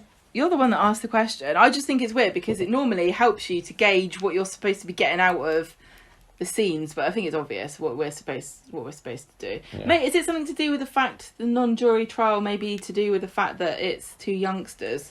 It says you can have a non-jury trial in cases where there is a danger of jury tampering or where jury tampering has taken place. I don't think it's that. No, unless Corey's dad's going to give everybody on the jury a job. Yes. Company. Anyway. Oh no, the vast majority of civil trials proceed without a jury and are heard by a judge sitting alone, commonly known as a district judge. But it's not a civil trial, though. It's a criminal trial. I don't know. Civil trials. It doesn't matter. Don't matter. Okay. All right. No, I'm just interested. I just think it was an interesting choice to not have a but it would have probably added a lot of time on, and we already know it was a very harrowing experience to film this. Imran stands up to cross-examine Nina, and she confirms that she saw Corrie kicking Seb and Kelly shouting for him to stop. And no, this was written this three-question properly. Imran. You literally stood up and went, "I've only got three questions." Do the notes sometimes. I've only got three questions to ask you. Number one, did you see Corrie kicking Seb? Yes. Did you see Kelly shouting for him to stop? Yes. Did you see Kelly attacking Seb in any way? No, I didn't. And he's like, "No more questions." And everyone went, "Yay!" Imran's like, "That's the easiest job I've done in my life." That was really, I thought that was really fantastic. I was thinking this today as well. Imran's like one of the only characters on Coronation Street who we actually get to see really doing his job. Yeah. Like we see like, okay, Jenny pulling pints, and we see Dev selling vegetables or whatever, but that's not, their jobs are really more complicated than that. Well, yeah, Imran's like got a bit more of a skilled job than most of the other people on Coronation Street. I'm not saying that I could, sew a bunch of knickers for No, I myself in couldn't. 10 seconds flat. But I think Imran's job is probably one of the most complicated ones here. Yeah, and this is like really like he was like performing as well. It's quite theatrical. The only other sort of thing that really comes close is Carla and Sarah bumbling around in the factory, and in comparison to Imran standing up and going, I only have 3 questions. Like watching Carla and Sarah trying to justify why they got Izzy to make fake knickers to make herself feel better because they felt sorry for her because of COVID. It was watching a master at work, and I don't know unless you are somebody who knows anything exactly. about the legal system and was sitting there saying no, it wouldn't happen wouldn't be like allowed this. to But do for that. me, I was dead impressed. Well, I thought it was good. Swooning for Imran. I thought they did a really good job of being able to make it look like Imran knew what he was talking about. Yeah, and tell you what, I'm so glad it was Imran and not Adam. Adam always comes across as being like the dodgy lawyer, the one you can't really trust, or the one that will resort to underhanded measures. Well, he couldn't do it because of conflict of interest, obviously. But yeah, when Imran takes a case, you think that is the side they're going to win. That's the side for justice. And it's interesting to imagine because at the moment Imran is the underdog justice man. You can put that on a t-shirt. So it makes me wonder, like, if there's a sort of a long-term plan for this character. If we establish him very firmly as a character who is on the side of right and will only sort of take on cases where people are being accused of crimes they didn't commit. And he'll only take £7,000 through the letterbox if he really, really needs it. Yeah, and it's anonymous. Will there ever be a point at which he's defending somebody that he knows did it? Or he finds out they did it, but he has to defend them? I just think that's a really interesting... And the more we establish Imran as a character that only ever defends innocent people, the more that will be a shocking twist if it eventually ever happens. Yeah.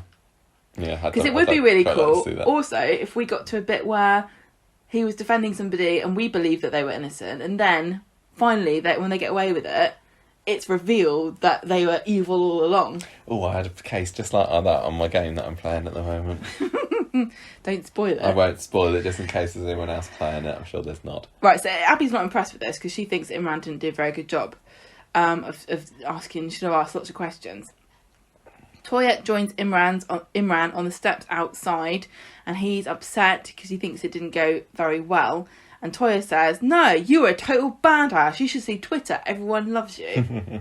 These were the shots that were leaked to the press, weren't they? And all the pap shots of Imran, of Charlie and Georgia on the steps there, and today's ones with Abby and Kevin and Stefan and Corrie, was it, I think, out on the steps as well. They all were in the press back in July.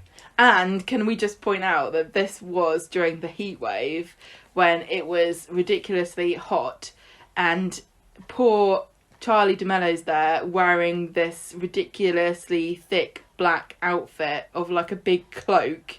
I don't know how they didn't pass out. A lot of them. I'd be dead. It did look quite uncomfortable. Although they didn't though. It didn't look uncomfortable. Like it would have been. They didn't look hot at all. And that, to me, is the most impressive performance that anyone pulled off that week. Although the weather was very changeable in Weatherfield this week, wasn't it? One minute it was blazing hot, and next they were walking through puddles. The sun wasn't out, was it? In the scenes that we saw outside, it looked quite overcast. But actually, it was scorching. Yeah. Anyway, inside, Nina thinks she's messed up by telling Sabeen to lick her boots, basically. And Roy's like, no, I'm proud of you, because you stood up to her. Then we get to see Mr. Brent. I couldn't remember Stefan's name while I was making the notes on Wednesday.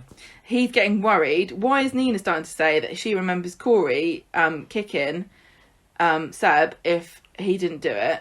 And they're all in court talking about this, just openly. And Corey's like, oh, whatever, she's this freak, who listened to her? Well, they're kind of trying to whisper, aren't they? Stefan and Sabeen. And Corrie is just full of macho and he's bravado. Like, whatever, she's just a weirdo. Yeah. And Sabeen's like, shut up, we're in court. And then Abby's looking over the gallery, and she's looking down on them, hearing everything that he's saying, and going, yeah, I knew he was a bit of a scumbag. Nothing particularly came out of that. I mean, I know Abby on Friday's episode was doing her own little mini investigation, but I don't think it was specifically based on overhearing Corrie on Wednesday. She didn't get any information about that. We knew that Corrie thought that Nina was a freak. That's been well established. Yeah. She could, although again, Sabeen looked in that scene like she was maybe believing that, or disbelieving Corrie now, and maybe Abby could have cornered Sabeen at some point and said, "You don't believe it, do you?" But you've got to be really careful about what you say and what you don't say and who can hear you. And I don't know where the jury is at this point, or if there even is one, but I do remember a court case, and I can't remember any other details about it, so take this with whatever pinch of podcasting salt you want. But there was definitely a court case where there was a family and the child had been murdered, and the mother of the child had been holding her composure during the court proceedings, but then one of the lawyers went into the loos, which was publicly accessible, and I think the jury used it as well, and the mum was in there crying, and she said that she had to go and report it to the court to say that this had happened because she was concerned that that was going to affect the way that they decided. Like, they're super strict about what you're allowed to hear and what you're not allowed to hear as a jury. Yeah. I just thought that was an interesting story that means nothing to anybody. Asha takes the stand. Oh, she talks about Corrie being weird that night and asking her weird questions and putting the wash on, which is very unusual for him. And listen, lads, I want to tell you something. I know that housework's boring in women's work, but it's really good for building alibis. If Corrie did the laundry more often, this would not have stood out to anybody. Yeah. Think about it. Also, get your stain removers sorted before the crime. Work out what's a good one to get rid of blood. A bit of stain devil on there. Remember what I've told you before: cool temperatures for human-based proteins. Anyway, she's saying he asked her to give him a false alibi, and then she came clean once she had found out that Seb was dead the next day, and she's caused herself an idiot for going along with it, but she said she was scared of him. Then we get Sabeen questioning Asha, and she's like, "Oh, isn't it true that you got Corrie drunk so that you could look at his phone without his consent?" I'd forgotten that happened. And then she has to talk about, and then she asks about the whole video that she made for Corrie. Didn't you make a video for him on your phone being naked, and he recorded it without your consent? And she says, "Oh, I thought I was in love with him. I feel stupid." And Sabeen says, "It wasn't him that shared it on the internet though, was it? It was Kelly. Was it revenge for them falling out?" And Asha says that Kelly apologised and they made up together. And Sabeen says, "Well, isn't it true that you're still in love? Not with Corrie, but with Nina." And Asha says, "No, we're just friends, honestly." And Sabeen says, "Aren't you the sort of person, you just said, didn't you say something about being the sort of person that would do stupid things for love? Are you in love with Nina?" And Asha says, "Yes," just as Nina walks in. Of course. She walks into the public gallery above, and so Asha's peering up at her as she just spurts out this declaration. Yeah, so this was all just to show that, she would do anything for love, including lying about. Yeah. I thought this Corrie. was honestly, this was so well done, because all of these little bits that have been happening and all these little teenage mishaps and arguments and grudges that have happened over the past year, 2 years. Two years. All building up to this court case. Makes you wonder whether it was all planned, because I know that Nina was brought in specifically so that this story could happen. So that was quite a while ago. That was a long time, Did they always want to tie in everything that's been going on with the teens? I love it. I think this is really good. Well, yeah, clever. Imran questions Asha, and he starts to ask her about when she first developed feelings for Nina. It's kind of a good job for him, really, that Sabeen laid this out, because he would have had to have got her to admit that she fancied Nina before he even got to this line of questioning. And she says it was when she first stuck up about the video for me. And Nina's up there going, "Oh, this is so awkward." She says she doesn't know if Corrie was jealous of Nina, because they didn't really know each other, but they didn't really seem to get on. And then Asher begins to describe how Corrie was a bit manipulative and cruel. He didn't hurt her physically, but emotionally. And Imran says, why did you stay with him? And she says, I didn't think much of myself at the time. And he asks, did Corrie do this to make Nina jealous? And Asher's like, no. What do you mean? And he says, is it possible that Corrie was angry at Nina because of you and Seb just got in the way? Oh, this was like... It made Imran look bad. But Imran was really very... I think it was one of these things that you kind of have to do. Stern, wasn't he? Yes, it was basically... He was establishing what the motivation was here for why is Corrie attacking these two people that really he doesn't know very well. Is it really just because of how they were dressed? And I don't know whether this is an avenue that Coronation Street really wanted to go down too far, because that was actually the motive for what happened to Sophie Lancaster. But in this case, I guess he's trying to build a more compelling argument to make sure that there's no way that whoever's deciding whether this was whether who's innocent and who isn't, it gives them another reason to say, yeah, well, okay, that they also thought he also didn't like him because of that, yeah, or whatever. God, I sound like such an idiot. End of court. So yeah, but this was bad because Imran's really haranguing Asher, and she's just as young, as she's younger than Nina, isn't she? Yeah, as Kelly, and she's really uncomfortable, and she's up there, and she's having to talk about, being abused by her boyfriend, and these feelings of her and for like Nina falling in love with a girl who then basically blaming this crush that Asher has on Nina for causing Seb's death, basically.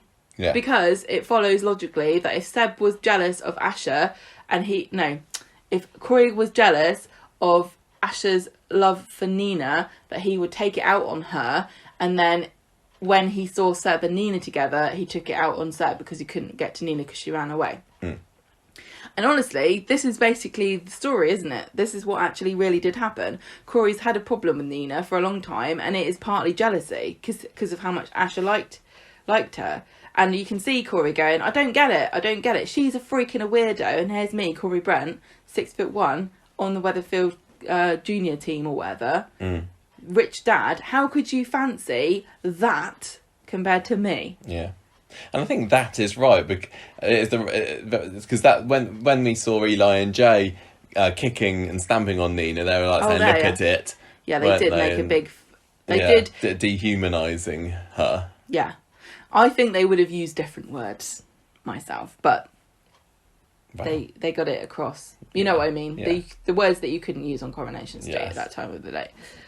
Court's over for the day. Imran is with Kelly. Feels really bad about what he did, and I thought this was a little bit of a subtle. I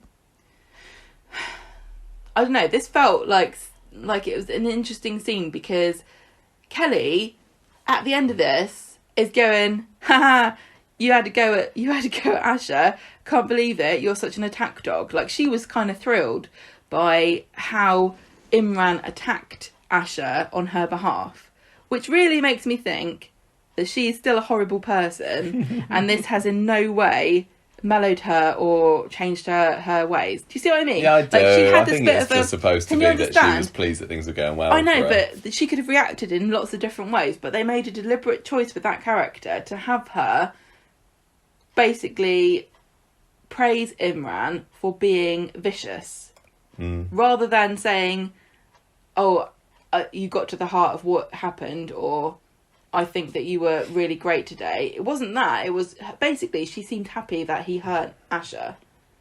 Yeah, no, and you're right. I think that's. I'm not saying that's completely the way that to read it, or if that was how it was written, but I think it's a perfectly valid reading of that scene. I don't think I thought of that, but just goes to show me that she's still not a good person. Anyway, she says, "Oh, my mum got in touch again, and she wants to help." And she wants to testify about the fact that when I was a kid, they brought me up to stay quiet when the police ask questions and so on. So I think it would be a really good idea if she was my character witness. And everyone's like, I don't know. You remember that she was just been arrested and charged with neglect, don't you? And she's like, no, she wants to help. She wants to help. I don't know where this is going. This is going to be really... Kelly's turn is on the stand on Monday, isn't it? Yeah, so but we may have a triumphant entrance of Laura. Yeah. What's Laura going to do? Laura's going to be like the queen of the court when her daughter's on the stand. I wonder whether she's going to come and try and help, but end up just making things look worse. Of course for her. she will. Summer finds Nina in Seb's garden later, and he...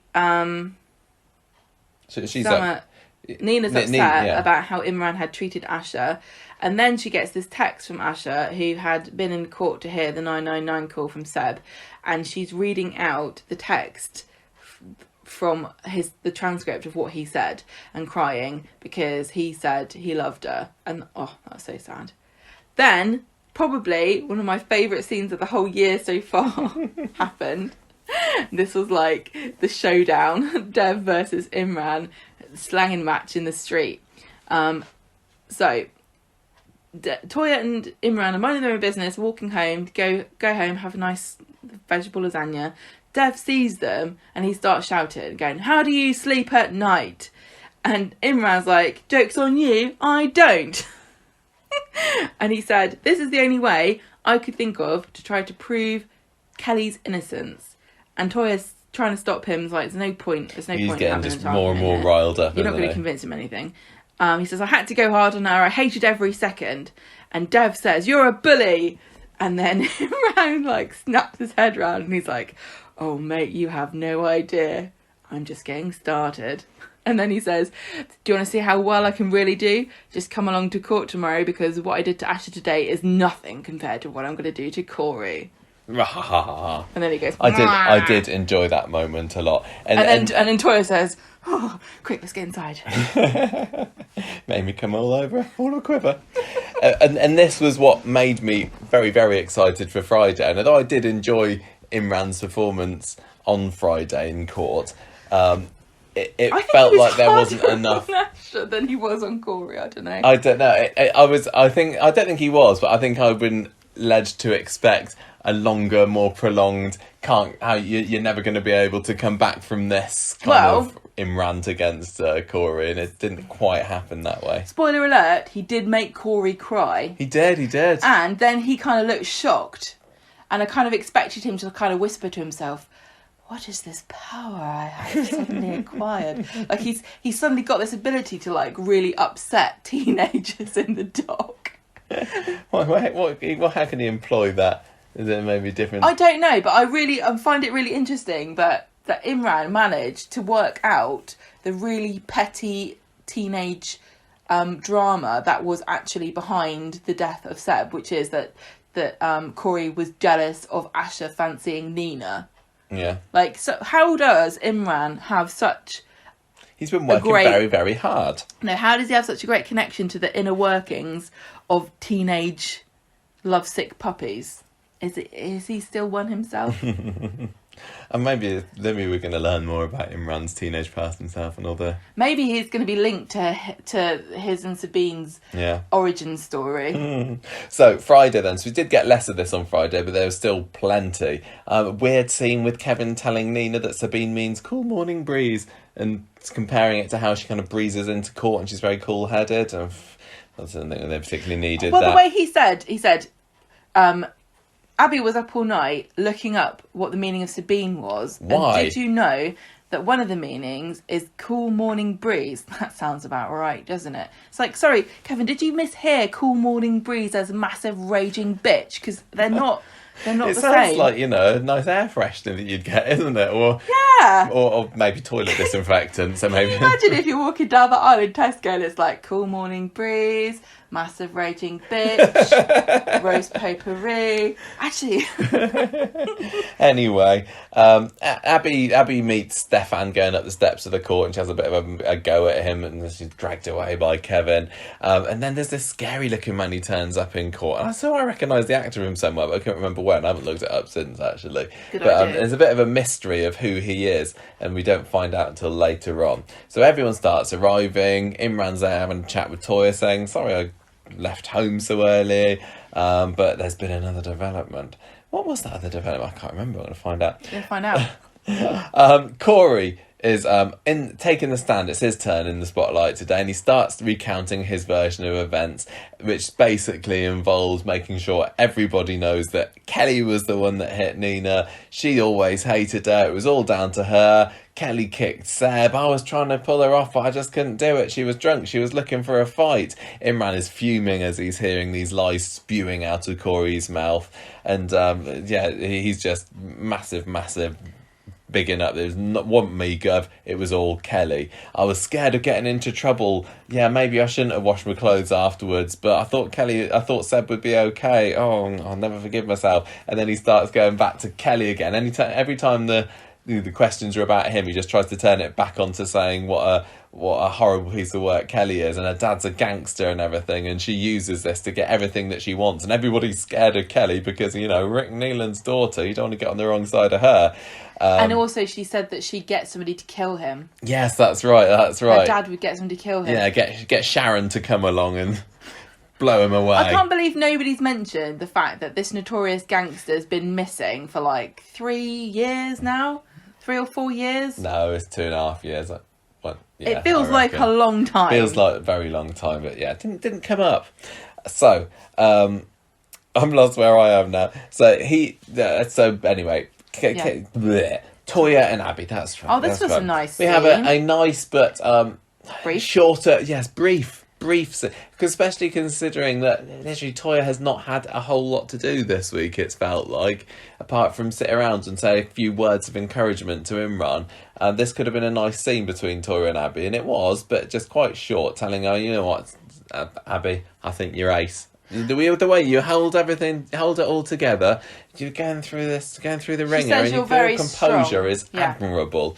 And anyway, I'm off now to go and have another sit for a while. It wasn't quite as patronising as the way you just... Plan next week's meal list, and maybe how I'm going to flog another pair of knickers or something. So Abby goes to the loos, and she has a good old cry. Yeah. Just to show that she can't really hold it together. And there is just something about the way that Sally Carman can cry. It just feels like she stirs up these guttural, raw... Yeah. It's like, I can't do it. It feels like that's what a wailing banshee sounds like to me. Honestly, yeah. I'd be worried that somebody she was going to come karate kicking at me, honestly, if I heard that coming out of the loo. A banshee is like mourning the death of somebody who hasn't died yet, basically. She is so good. She would be perfect as a banshee. If she wants another career, I'd hire her as one of these professional mourners that they used to have in the olden days. She'd be ace. Oh my God, I'll tell you what, if I I'm touching wood, if I die before Sally Carman... Yeah. Is she free, at your funeral? Can she please come and cry? And what I wanted to do is to come... It's just because you know that I'm probably not going to do a very good job. No, you won't. You'll be like, thanks for coming. Please I'll be how am I going to cook my dinner now? Who's going to do the cooking? I wanted to come and I wanted to wear a big black hat, black sunglasses, a black dress, and I don't want to talk to anybody. And I wanted to just stand about a nice COVID distance, 2 meters away from everybody else, and be mysterious. And then when the coffin is lowered into the ground, then she can start... Just make the rest of us look bad. And then walk away, and everyone will be like, who is that woman? What's the double life that she's been leading? And they'll never explain it. You know what, if she ever decides to move on from Coronation Street, I think you discovered a new career path there. Yeah, Todd and George on this. That could be an extra package. Oh my gosh, absolutely. Yeah, once they find out about her skills. Yeah. I think this is more Sally Carman than Abby. I think Abby's crying comes from a real... Abby can't just turn it on. No. She just carries a picture of Seb in her pocket or something. Okay, so... She's great. She is all that awesome, to say, awesome. She is very great. Toya is right. Imran's up. He kind of scoffs at the idea. This is him tearing a piece off of Corrie. He says... Oh, you really expect us to believe that somebody as massive as you couldn't stop this wee little girl? Just he stands up and says, "How tall are you, Corrie?" And Corrie's like, "I'm 7'8". And he's like, "How tall is Kelly?"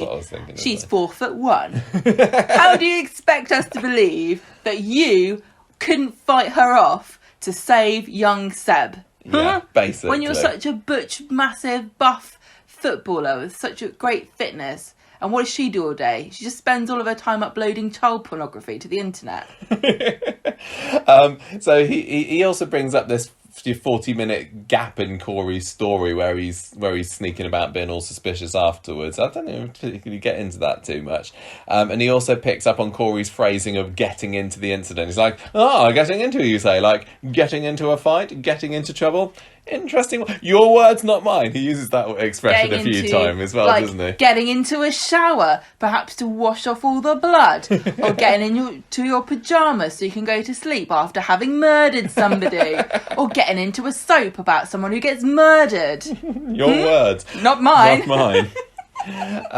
And then he outright accuses him of doing the kicking. He says, you were the one that did it. You were the ringleader. People aren't scared of Kelly. They're scared of you, aren't they? What he should have done... Corrie, what? ...is gone up and said, I've got 3 questions for you. Number 1, do you know how to kick? Yes. Number 2, are you good at it? Yes. Number 3, do you want to kick professionally as your job? Yes. No more questions, Your Honour. That's funny. I've lost where we are again. Interrupt me. Corrie is looking close to breaking point at this point. I was wondering whether he was just going to blurt it out, and I was thinking, I hope he doesn't just blurt it out. I want Imran to find the key bit of evidence or something. It's not going to be Imran, it's going to be Abby. I think it will. It kind of was at the end, wasn't it? But in the Jeff case at the end, where Imran brings out the ace of his sleeve, the security camera footage of him parking his car miles away and then coming to the hospital, wanting something like that.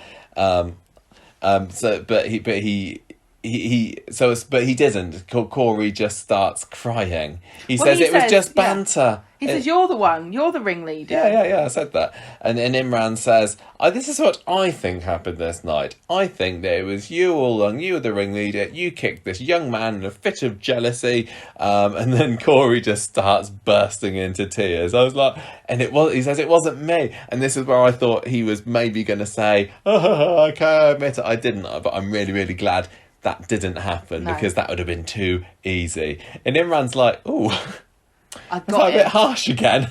I feel guilty, but it's for justice. I think Imran's maybe overestimating his powers here, because Corrie was on the verge of tears probably as he stepped into the dock. He's been looking worried all week. When he's been hearing all of this, he's been looking mega, mega uncomfortable. Well, unfortunately for Imran, it works in his favour just as much to have Corrie... It works in Corrie's favour to sort of cry and act like he's being because the judge is like, we probably better stop. And Imran's like, I was just getting started. And this one I was thinking, but he was just getting started. And we didn't get to see any more of that. Imran's like... It was great while it lasted. Imran's like, God damn, I wish Dev was here right now. So they have a little breaky poo. Imran tells Toya that he's worried he went a bit too far. But then anyway, they don't have time to chat long, because now it is Eli's turn. And he comes across as looking a bit dense, doesn't he? And I didn't even think I really got this impression from Eli or Jay beforehand, but they definitely do look like the Crab and Goyles here. And he's just parroting Corrie's story and saying, it was Kelly, she did it. Corrie didn't do anything here, it was all Kelly. And this is when Kelly does the old soapy drama thing of standing up and saying, no, he's a liar, don't listen to anything he's saying. And the judge says, you tell your client to calm down. And Imran turns, he whips round, he's like, shut up. Yeah, that was a turnaround whip that even Sean would be he'd be proud of that one, wouldn't he? But she doesn't stop. But she turns to Stefan, doesn't she? And it's like, you're throwing money at this case, your son's guilty, blah, blah, blah. And Toya has to take her down the little windy steps. It's like, come on, love, come on. But sadly, we didn't get to see a little nice Toya and Kelly scene. I was left wanting more little Toya one-to-ones with anybody this week. We didn't get them. I wanted more colour, of vignettes of people. Yeah, not Simon and Kevin having a Barney in the room. There was a lot of that, I will say. Just not with some of the people that I would have wanted. Trial's back on again. Stefan, by this point, is looking very, very smug, because Kelly's just made herself look like a... volatile. Yeah, exactly, that's the word. She looks angry, and Corey looks like this snivelling little crybaby who wouldn't hurt a fly, even though he's 8'9". Yeah, this non-existent jury is starting to... I get my suspicions here about this Kelly. She looks like a right evil cow. Yeah, I've tell you coined what. a new phrase for what happens next. It's Eli on the stand, and he has it. Imran explained to him what mitigation means, and he's basically saying, "So you're saying everything was Kelly, aren't you? And you've pled guilty to kicking seven bells out of Nina, haven't you? Kicking the living daylights out of her, and maybe you're just cooperating here to make yourself look good, so you get a lesser sentence there." Do you know what mitigation means, you little idiot? Yes, make something look better. I don't know that you're allowed to do this. Sound the trumpets, roll the red carpet out, Gemma. It's time for Tommy O. What a fall from grace. Thomas Orpington's turn to celebrity Besmirch endorse. his character. He doesn't do such a good job, does he? He's up there saying what a great role model he is, and he broke up a fight just the other day at the club, and What's that? yeah, and Imran just starts probing how well Tommy knows Corrie. And I think I was saying this on the podcast the other week, like how much of a character he barely knows him, and this is what Imran gets hold of, and it's like, how many times have you met this boy? More than 10? No. But you've heard people talking about him, haven't you? And he basically, Tommy ends up confirming that, well, he's saying that he knows more than he should know. Like, oh yeah, he's got excellent attendance. And everyone's like, why do you know what his attendance is? No, he doesn't. That's not what happens. Yes, it is. No, it isn't. He's there going, oh, is he good at colouring in? Yes. Is he good at playing Mario Kart? Yes, he is. Does he help ladies cross the road? Yes, all the time. Is he punctual? Yes. Does he have great attendance? Yes. And he's like, no, he doesn't, does he? He doesn't actually have good attendance. And you don't even know whether he has good attendance or not. All you've done is stand there and go, yes, yes, yes, yes, yes, try and make him look good. But actually, you don't know him. You've hardly met him. And you're just saying all this stuff. Yeah, he says, that's what I got out I of it. don't think you're very much of an authority on Corrie at all, are you, Mr. Orpington? No, because he literally says... No. He I love it. I was just like, no, you're right, I don't know him from Adam, actually. Yeah, because one of the points he made was saying, yeah, he's got great attendance, when literally... he didn't go somewhere because he was busy kicking Seb to death, I think, or something like that. That's what I thought it was, but there's only one day he's had off. And don't go kicking out every night. Yeah, but this is the point, though. He was just basically saying, yes, yes, yes. Yeah. It was that, you're right. So, all over. So hang on. What? The thing here is, like, if you're thinking to yourself, I don't get, like I was just thinking in my little brain, I don't get why Tommy Orpington, who is a professional footballer who's must have it made and has finished his career now, why is he putting his reputation on the line for Corrie that he doesn't know at all? Is it because he's really good at football and he loves Weathy County and he wants to see the team succeed?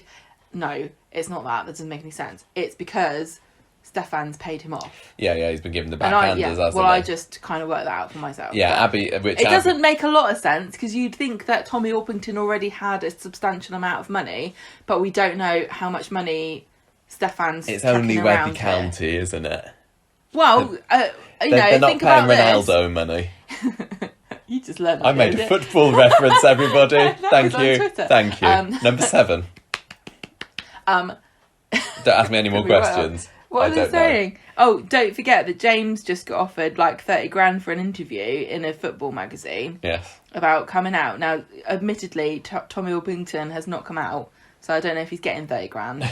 But if he wanted to, he could. I bet because he's Tommy O. So Stefan's got to be offering him, 50k maybe? Yeah. Would you go to court for 50k and say, this bloke's great, he's punctual? I think I Seems would. like quite an easy job, to be fair. He's very punctual, and that's the best I can say. Abby has a bit of a go at him after the court, doesn't she? So how much you spent to Stefan, how much you spent to get Corrie off, and Stefan's like, well, yeah, I have actually. I'm rich. So obviously I use my money to try and get my son off.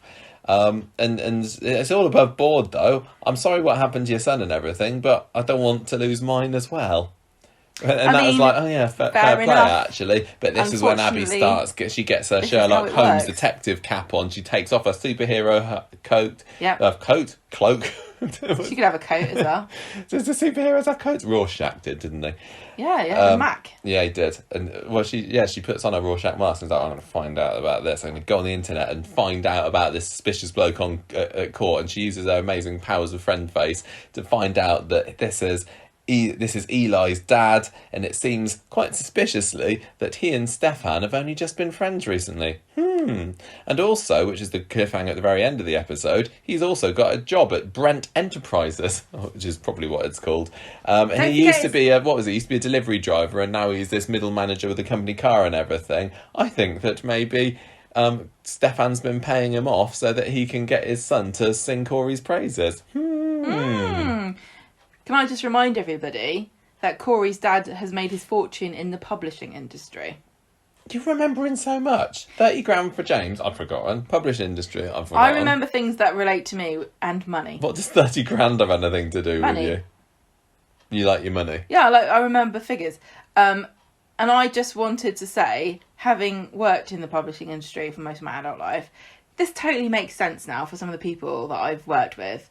They just got in because they're scamming somebody. Have you met your fair share of Stefans in the last 15 not years? Stefan's, whoever Eli's dad is. This incompetent bloke who's been promoted far beyond his ability or intelligence. Probably my manager telling me what to do and has no idea. Yeah. Not that I've got a manager. So that was the end of the episode. We did have another... He got fired for being incompetent. We had a scene between Imran and Toya towards the end where he's just come off to the phone to Kelly, who's kicking herself for making herself look volatile. Don't say that. Don't say she's just kicking again. Kick. That's all Kelly does. Kicking Kelly, that's what we call her. When I'm sad, I kick. When I'm happy, I kick. When I'm confused, I kick. I find it easier to kick than to feel. And Toya says, don't get too down about it, Imran, because I believe you. Thanks. And if you got Toya behind you just got nothing to worry about. You got a Battersby here. Exactly. She's going to fight for you. Yeah. She's going to kick anyone you like. So that is that. That is what happened this week in that story. What an epic tale that was.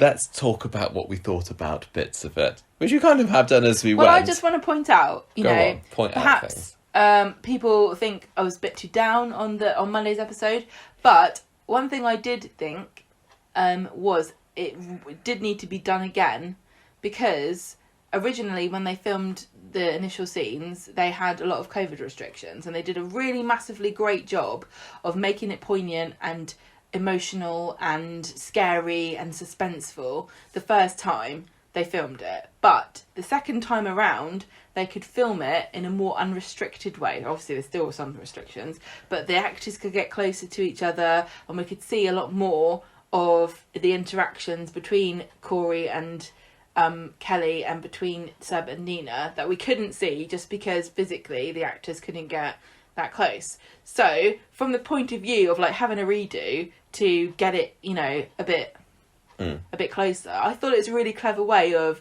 revisiting something with a different... They couldn't get quite right the first time. Not that I still think the first scenes, the initial scenes were very powerful, and I don't think that the Monday scenes, to me, were as powerful. But I really, really thought that it was very poignant and really needed to see Seb's final moments. And also, who was surprised to see him back? Because I was. Didn't you know that he was going to come back? No. For it? Oh, I'd seen some pappy shots of him months ago as well. So because I think, I knew he was, but I was lovely, wasn't it? And it's so funny because, again, if you ask somebody 12 months ago, what do you think of Seb? They're like, he doesn't do anything. Mid to low tier was Seb, but just those few weeks at the beginning of this year where he was absolute sweetheart with Nina, and now he's, the hero that's been taken away from us unjustly. But it was like, oh, it's Seb again, and that they're seeing him without his shoes. And that seeing him without his shoes, I picked up... Did you pick up on that? No, I saw somebody online mentioning that. I immediately thought of the same thing that our Facebook poster mentioned, which was the famous Abbey Road photo, the album cover of the Beatles with... Is it John not wearing shoes? One of them's not wearing shoes, and it's like it's symbolic of like he's the corpse, he's the undertaker, he's the priest. Yeah, I didn't know about that. They're wearing it's very different commonly outfits. known. I had not heard of this. I think it's kind of I don't know. Apparently, it is a thing. It must be something that the Beatles took from from somewhere originally. Yeah. No, I and also, I just wanted to say, so everything's backwards, and he walks on and steps onto the road in his bare feet. But also, the Freshco's advert is upside down. Yeah, it was, wasn't it? I was wondering when I was watching that whether when he stepped off of the curb onto the road, whether that was also backwards, so he had to kind of walk backwards and then it was played forwards or whatever, because he just looked weird. Everything was very otherworldly, wasn't it? And I was thinking it was a bit Twin Peaks. And he was going to start doing his backwards talk, or the Simpsons parody of it. Chief Wiggum, don't eat the clues. But we didn't get any of that. I think that would have taken away from it a little bit. But yeah, I didn't really like the backwards stuff. But the rest of the flashbacks I enjoyed. But like you said, I do wish there'd been more. I just felt I left Monday's episode thinking, I don't know much more. Okay, we didn't know that Seb and Kelly, oh, that would have been a twist. Seb and Nina had a kiss behind the breeze blocks. That was nice. That was the other thing I was going to say. We didn't get to see Seb and Nina kiss. No, before we saw that scene. And did that add an impact for you? It was nice. I mean, it's not like didn't believe that they were a brilliant couple before, because they did a wonderful job of building them up over the course of literally 2 or 3 weeks back in the spring. But it just felt very nice and natural. It was lovely having the ring back again.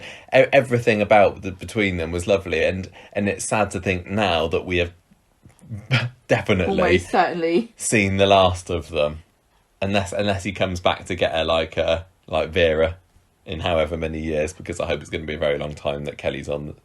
I'm getting them mixed up again. That Nina's on the show.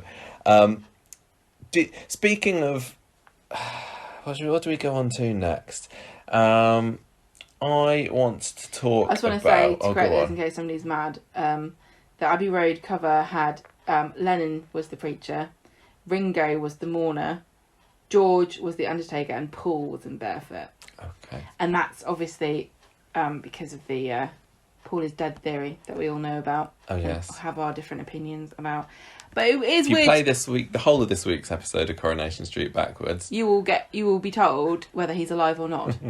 But you find the instructions to where Gary has now buried Rick Neelan. I just want to say I really love the symbolism of the barefoot, and I like the mythology of the Abbey Road funeral procession idea and everything. But I've always thought it doesn't make any sense to me that they say, and the corpse is barefooted because you don't bury people with their shoes on. What? So, yes, you do. You always put people... Who doesn't bury people with shoes on? Yeah, we've just been... we're still rewatching Lost at the moment, aren't we? And there's been a whole thing about, when that person died. I can't even talk about it. No, you can't. And the shoes. I won't mention it because... You do put shoes on corpses. Yes, you do. They don't have to be the shoes that fit them, and you can probably chop bits off if they're not fitting right. But the idea that you bury corpses without shoes on, I don't know where that came from. It doesn't make any sense. So, the other thing that got my goat a little bit, and it just niggled me just a little bit too much on Monday, was if you compare the attack scene in May to what we saw on Monday this week, it still doesn't explain everything. Because the attack scene that we saw was they were walking down, they got kicked over. We don't know who by. We don't know who by. Nina gets up, runs off, chased by Jay and Eli. Whatever. And then we see Seb get kicked. We obviously don't see who the kick is. We see 5 kicks there, and we don't hear anything. What was Kelly doing during that time? We still don't know, and that's what gets me, because what we saw Nina see was Kelly wasn't staying silent during this. She was like saying, no, Corrie, no. So I really would want to know, what is Kelly doing when during those first 5 kicks? And she did say, there was like a little throwaway line where Kelly said, I just froze for a bit. But I don't...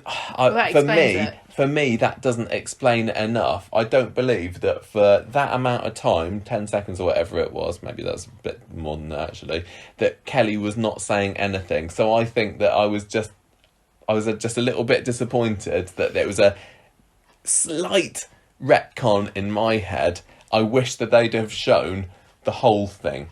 So I could say, okay, that makes sense. Kelly was over by the bin during those 5 kicks, but it wasn't. So, okay, fine. Because interestingly, when I was picturing Kelly's side of the story and her pulling Corrie off of Keb, I kind of imagined Corrie literally on the ground with him and maybe pummeling him with his fist as well. I don't know why I thought that. And she was like, had to physically lift him off the ground, but she was literally just trying to pull him back, wasn't she? Can I just say? Scene. But yeah, what happened then? it niggles me, and it's not going to be resolved. I don't want to diminish her, because I know that if I was her, and certainly being a woman compared to a man, I don't know what difference it would have made, but it didn't really feel like she was putting everything into stopping Corrie from doing what he was doing. Yeah, she was just doing it in slow motion, wasn't she? She should have sped up a little bit. She was pulling his arm and kind of trying to pull him away. I don't really know why I'm saying this, because it's not her responsibility what he did.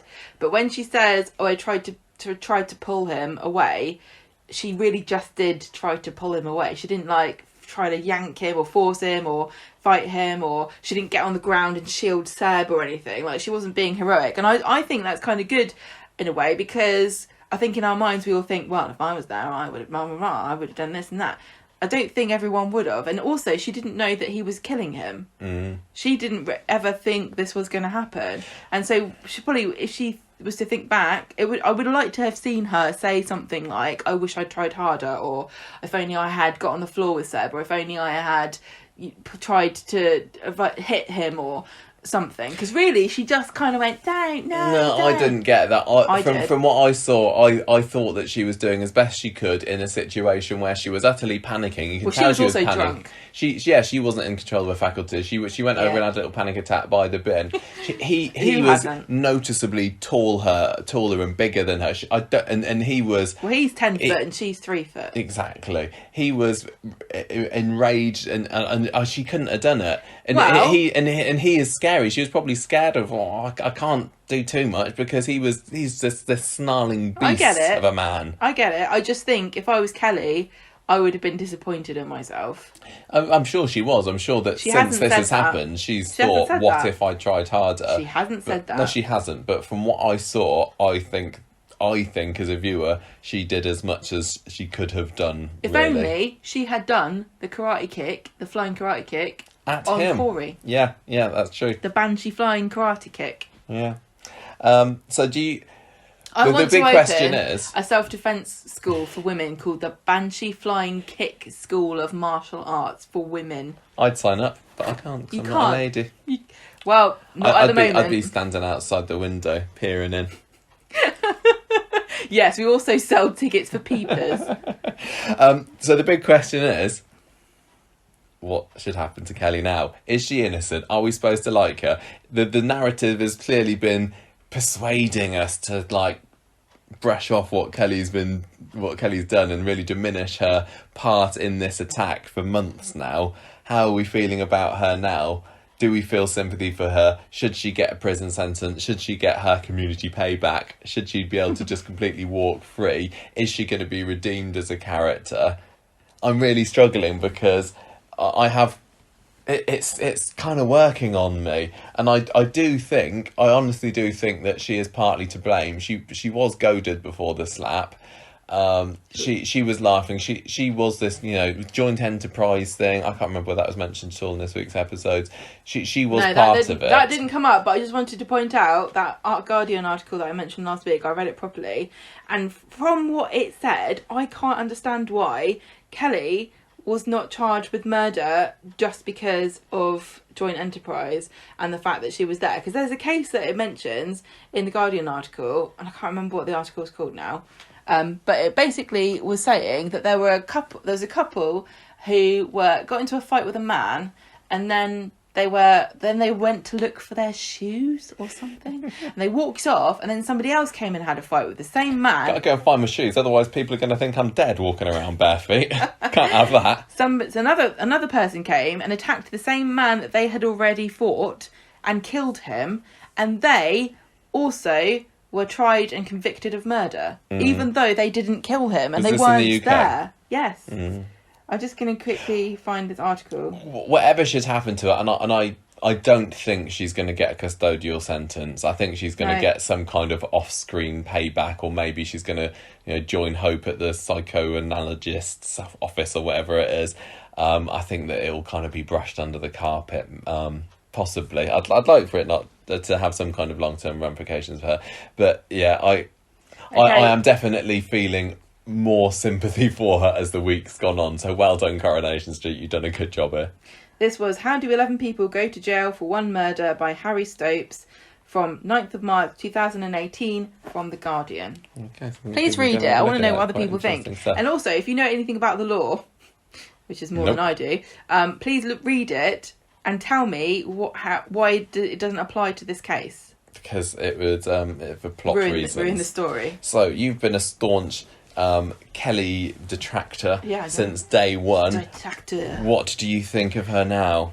Don't like her. Is she on trial for being a bitch? Because if she is guilty. Do you feel any level of sympathy, or do you feel different to how you used to absolutely hate her? Do you feel like I can't really feel sorry for her because like, number one, the kind of delight that she and the delight and the levity with which she spoke to Imran about him having to go at Asha made me think that she's still a horrible person, and she hasn't learned anything, like I said previously. She did upload that video of Asha, and I still haven't forgiven her for that. She was involved in a gang of people, and they chased 2 people. There was 4 of them chasing 2 people, and she said it was a game, or it just felt like a game. What did she think was going to happen when they caught up with them? Like, she said, we just would catch them and it would be fun. What do you mean catch? You're it. I don't understand what she thought was going to happen. It feels to me as though there's a reasonable expectation, if you're in a gang of people chasing somebody and shouting at them, that once you get to them, you're going to attack them. Yeah. I can't understand how she thinks anyone would say any different. I think she's getting away with it because she's a pretty blonde young girl. I think she tried her best to stop Corrie from attacking Seb, but she didn't do a very good job, let's be honest. And also, I'm looking back at my own childhood. I was a bit of a horrible cow sometimes. I could be a bit nasty. A bitch sometimes, a bit mean. I picked on people sometimes at school. I really regret it. But I think a lot of people have been nasty in like a group of people who made fun of someone.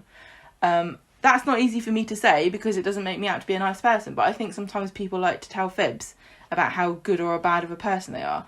But I can never see myself chasing people because of what they were dressed up like and getting up to them and pushing them over and kicking them to death.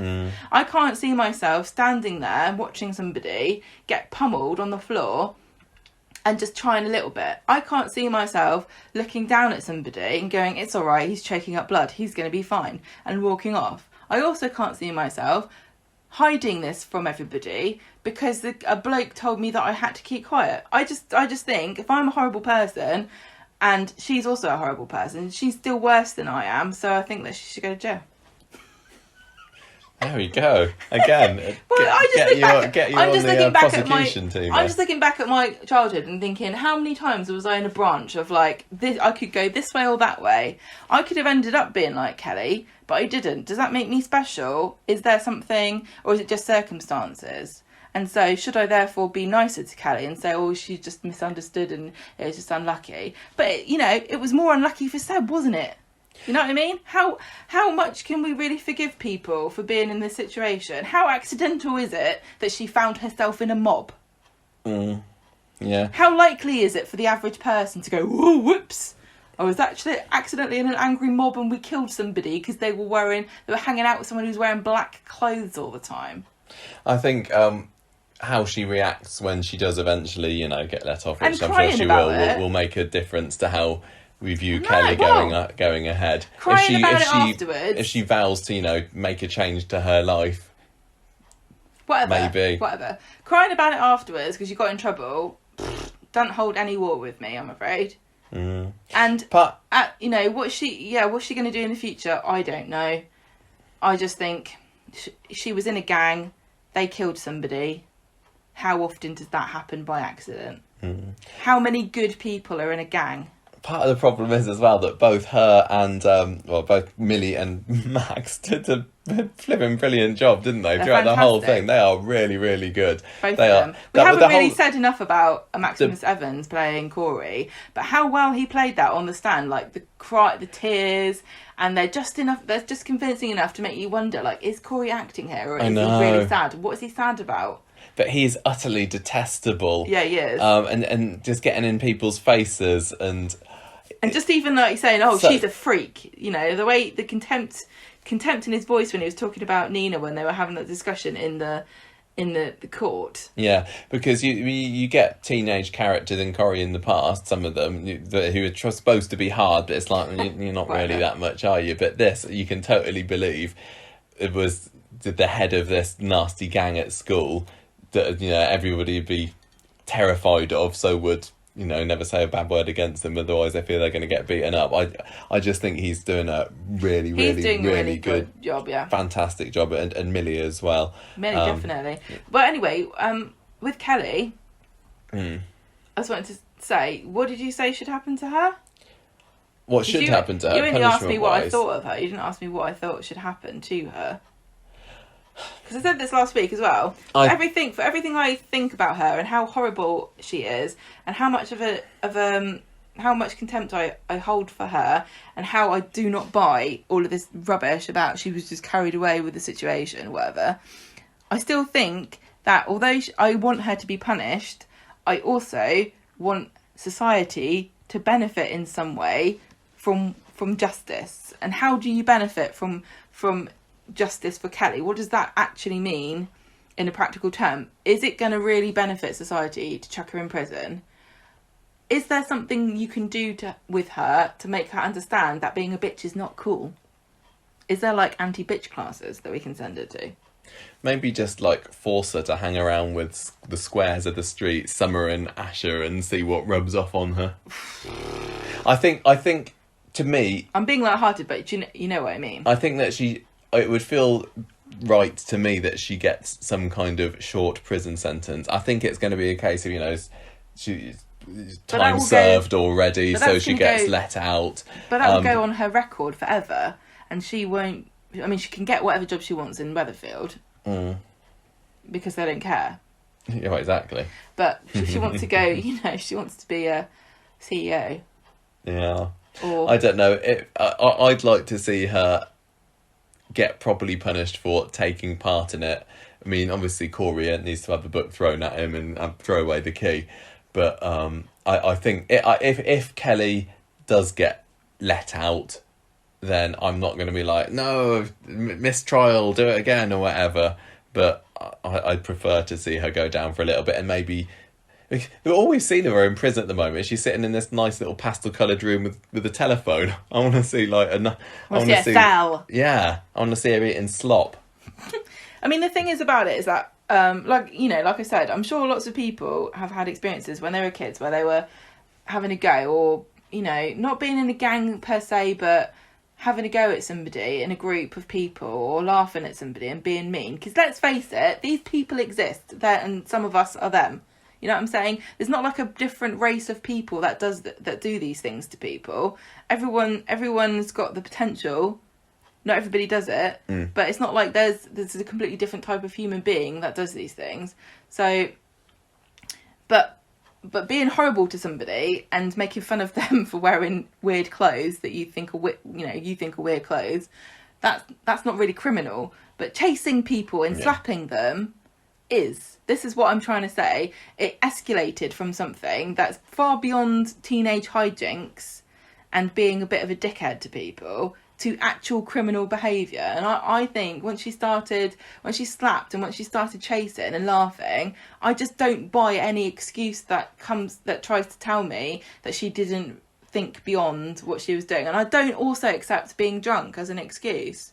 I just don't, because then then we can do what we like, then, can't we? If you get drunk enough, you can do what you like. Then that's not how it works. I see what you mean. You can't just get drunk and kick someone to death and go, sorry, I had too many ciders. No, it doesn't work like that. I'm fine. She didn't kick Seb. Fine. I wasn't really buying that. I think Corrie's kind of retconned it a little bit. I think it's likely in real life that she might have kicked him got carried away. Give it a sly tap. You know what I mean? I just don't buy her this innocent act. I think if she also, just going to point this out too, if she looked different, she might be getting a different taste of justice. Mm. Does she look like Gemma? Wouldn't anyone take her seriously that she didn't do anything? No, because people are prejudiced towards people that are attractive and petite and slim and well groomed. Mm. Someone like Gemma, you'd be like, yeah, but she did boot him in the head. That's true. Well, and Gemma probably would have done back in the day if Callum had asked her to. In fact, I'm pretty sure she probably did, and we just didn't find out about it.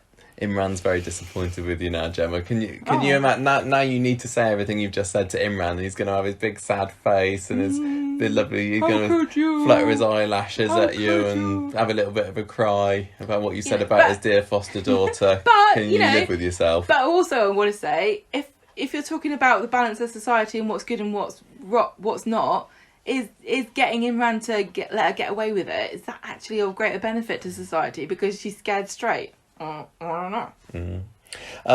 Can we talk about Nina a little bit before we finish? Because no, I love Nina this week. She was fab, and getting her to have her goth gear back on for those court scenes you knew was it had to happen, didn't right. You? Again, I'd seen the pap shots of it, unfortunately, so it wasn't a big revelation. I think that the way that they revealed it, I don't know. Maybe it's because I knew that she was going to wear the costume. I can't say costume. Sorry, the goth outfit attire. But I think the reveal could have been done a little bit better, because you kind of get to see you see her walking through the courtroom with her black gear on, and then she's covering her face up with the oath sheet, whatever it's called, and then she puts it down. And it's like, oh look, it's me, it's Nina, it's old Nina, I'm back again. But by that point, we kind of already knew, and I think it would have been more impactful if Roy had possibly suggested it, or if we'd have just left it of Roy saying, I just want to have a look at what's in that bag. The next thing we see, or the next scene that Nina is in, is we see just the oath sheet, not with the bits of frilly black popping out the sides of it like this was, and then the oath sheet goes down, and that's the first proper look, and you go, oh, she's back. That would have been better. They must have had a discussion about how they were going to do this, and they decided they wanted the scene of her in the bathroom looking at herself in the mirror. Yeah, we didn't even mention that before, actually, did we? That was I was expecting a little bit more from that, because I think that was supposed to mirror the scene in the bathroom when she degothified back a few months ago. But it was also reminiscent of Corrie looking in the mirror when he came back from... there's a lot of mirror looking, isn't there? Yeah. These teens. I wanted to also say, after last week when I was talking about her possibly evolving her style, when I saw her in the doc, and she had like sheer black sleeves and it looked like a very plain sort of black high neck blouse, I was like, oh, has she actually changed her style a little bit and gone a bit more Connor rather than goth? And then the next scene where we actually get to see her full outfit, she's dressed as like Queen Victoria in mourning. I was like, no, she's if she had evolved her style, it would have been all down to Roy, wouldn't it? Because he's the one that's been looking after her stuff. Can you imagine like Roy gets it all out and going, oh, this is the... I can just imagine I need to Roy update your going, look here, Nina. But the thing is that makes me laugh about it is that, yeah, she is wearing this really super Victorian looking, frilly, like full length, big skirted dress that's just covered in frills, and Roy went, that's the one she's going to wear to court, and he's the one that picked that. Just bear that in mind next time you watch that scene, if you watch it back. Like, he picked her outfit for her, and that was the one that he thought was appropriate for court. That's funny. I do love Nina. I think she's great. I don't mind that she... I honestly, I don't want anyone to get the impression that I'm, saying that wearing gothy clothes is a phase or that her outfits aren't appropriate or whatever. I just, from you guys know how much I like telling a story through costuming, and I just thought to myself, that if I was in charge of her costume, I would have done something like that. But maybe not appropriate because it's a sort of return to her first. But what I want to point out, she was the Nina that Seb fell in love with, and I'm doing this for Seb. Yeah. But what I want to point out, though, is that she isn't that person. No. And it would have been cool to have had some symbolic, demonstration of that with her slightly subtle change. But I don't think, who knows who would have noticed it. It would have been a lot of effort for nothing, probably. What I love most about Nina was when she stood up to Sabeen, because what we loved with Nina before was just how kind of sassy and cool and unfazed by anything that she was. And Sabeen, yeah. No, Nina. And how she'd stick up for herself, and she didn't care if people were being horrible to her. She'd get up in their face, or she'd slap them with her. No, she punched somebody in the face once, didn't she? She should be in for assault. She's no better than Kelly. That's very true. I tell you what, though, what she didn't do was punch someone and then follow them in a mob. Yeah. And watch them get kicked to death and go, "Oh, I didn't know this would happen." But she doesn't care. She will stand up for herself, and that is the side of Nina that we've not seen any of. She's just been so dowdy and like floppy and melty, and she had all of that self-confidence kicked out of her literally in May, and this was back to the Nina that we knew and loved, and standing up to Sabeen was just perfect. I know the thing about this whole week is it feels really superfluous to say the acting and the performances, and I just feel like it's boring to listen to us continually going, so-and-so's fantastic, but really this week, everybody... This was, for the court story, this was a tour de force. I loved Charlie D'Amello's acting as Imran, because it was just the right level of court performance theatrical, wasn't it? It wasn't kind of dry, and that some of the expressions and the grins and and the smirks and everything, it was absolutely right. I thought it was perfect, honestly. Really happy with it. Give a shout out. I don't think we mentioned her name yet. Zora Bishop, who plays Sabeen. Yeah. It coming in as to an established group of actors, in the way that she has done, must have been a bit intimidating. But she shows none of that at all. She's like commanding. She plays. Can I just make a Zelda reference here? When she was in court, it was Zora's domain. Thank you to the 5 people that got that. Back to Gemma. Back to me. She.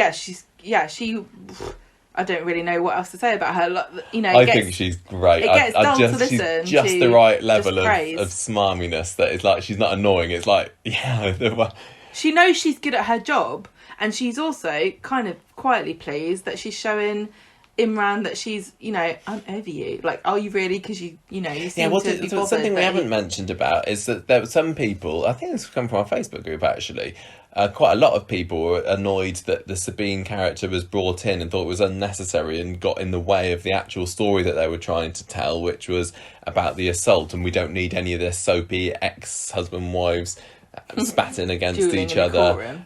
And that, I hadn't particularly been bothered about that. I didn't mind the potential of that, but I think this week we didn't really get any of that, did we? We didn't get them taking pot shots at each other, and I think that was right.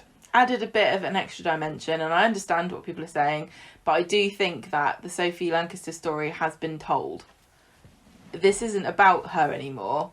The attack was about that story, but it's evolved since then, and it's not fair to her to keep kind of comparing the two cases, because the court case, it was a gang of teenage youths, I think. I can't remember what happened, but there was certainly not...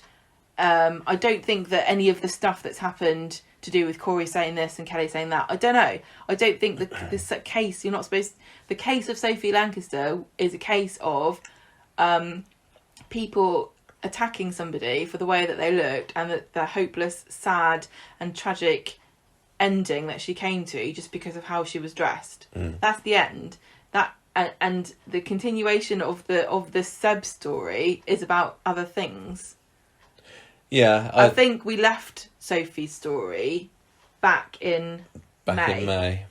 That's what I think, and I understand people will have different opinions about that and what they think about the court case. But you know, it's a soap, you know, saying it's too soapy, well, it's a soap. It's going to be... And that's why there were some people that were saying, no, I didn't need a twist, for example, with the flashback, and I was still hankering after one. Which, and interestingly, one of the reasons why I didn't mind the court on Monday, even though it was, again, just people saying what we already knew, I didn't mind... Wednesday. Okay. I didn't mind that because I didn't go into the court expecting a twist about what happened. Whereas Monday I was wanting a twist and expecting one, didn't happen, a little bit disappointed. Wednesday I thought this is just going to be some brilliant back and forths and whatever between the barristers and the defendants or whoever it was, and that's what we got.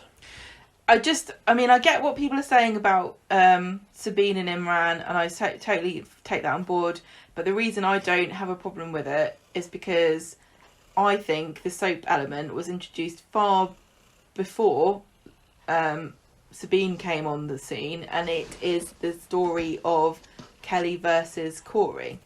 Yeah. I don't think the Sophie Lancaster story was ever about people arguing over who did what and to her and her boyfriend. Not as far as I know. So that, I don't know much. To me, I think if you're going to complain about Sabeen, you would be complaining about Kelly and Corrie. And the thing is, the story would have stopped if there wasn't anything more to it than what would have happened if it was just a sort of absolute recounting of that case. I'm still a bit worried about, is Sabeen going to try and steal Imran away from Toya? There's no evidence of that going to be happening at the moment, but if that's not going to happen, then why make it Sabeen? Why not just make it random smarmy lawyer? And at one point I was thinking, is Toya going to watch Imran, you know, laying into Asha and getting, you know, and she's going to think, blimey, why did you say that? Why That's did you really do that? You were cruel. I saw a side to you that I didn't actually like. Oh no. And then she kind of drifts away from him, and then he, you know, goes to... I still... And until Sabeen leaves the programme, I'm going to be worried that this is going to happen. Yeah. Which well, is very you sad. know, the thing is, it does really feel to me like at the end of this court case, it's going to be, Corrie Brent, you're being sentenced to eternity in the depths of the mines of hell. And Kelly did nothing wrong, you beautiful sweet woman, you may leave. And then we see Sabeen and Imran coming out of the court, and they sort of throw their papers up in the air, and then they look at each other, and it's like the papers are falling like confetti, and then Imran's like, Sabeen, I forgot what it was that made me marry you in the first place, but it's your depositions. I hope not, but I do worry still. Finally then, so the twist at the end was Abby uncovering the extent maybe, or some clues that Stefan is offering these backhanders. What do you think about that little development? I kind of felt like it wasn't really needed. I didn't get it. What's say what? And it's nice that Abby's getting a part to play in the justice that will eventually Corrie will have to face. It just feels like they at the end they were like, oh, Abby has to be part of how Corrie gets sent down, and it's got to be a story about corruption in the justice system, and about how you can buy your way to the verdict you want, and like the big businessman versus the small man. And Corrie's always been about working class people, like foster daughters who have lawyers for dads, and improbable things like that. And we have to think of a way of Abby taking down like Erin Brockoviching the whole thing. What should we do? And then they couldn't think of anything apart from this. Well, we'll see how it goes on Monday, but I think I'm on the similar page to you here. I'm not mega impressed with it. Like, so I want this to be Imran's victory, not Abby's victory. Yeah, that's the thing, and I want it to be Abby gets her justice. I just want it to be like Imran did a really good job, and everybody worked out from the logic, which, you know, is there. The logic is there that Corrie did it, and it wasn't Kelly. It's logical. It doesn't make any sense. I am kind of tired of this idea that people keep thinking that women and men are of the same strength. we've been fed this by stupid Hollywood movies of like, you know, Scarlett, what's her face, Johansson, like beating the crap out of men and kicking them all over the place and punching them, and you know, superhero movies like Wonder Woman and stuff, that we as women can have a fight with a man and like just be equal. We can't. We're nowhere near as strong as men. The idea that anyone would think that Kelly would be able to push Corrie over and then kick Seb is so ludicrous. It speaks for itself. Yeah, we don't need really Abby to uncover the secret shenanigans of a businessman who's so incompetent that he hires a delivery driver to be his middle manager in a publishing company. I hope that that's a small part of Mondays. I'm very much looking forward to Kelly on the stand. She's going to be able to stay composed. Kelly? Yes, Kelly's going to be cross-examined or whatever, and See, Imran just needs to say the same three things. Do you like kicking? Do you want to make kicking your job? And she'd be like, no, want me? don't like it. How good are you at a banshee karate kick? And she'd be like, never even heard of it, because it's not a thing. We need to wrap up this discussion, I think. I very much enjoyed going back over that, flashbacking through it, actually. But Monday's episode was definitely needed. It reminded us what happened. It was appropriate. It didn't sensationalise things. Perhaps my ideas would have been disrespectful and people wouldn't have liked it.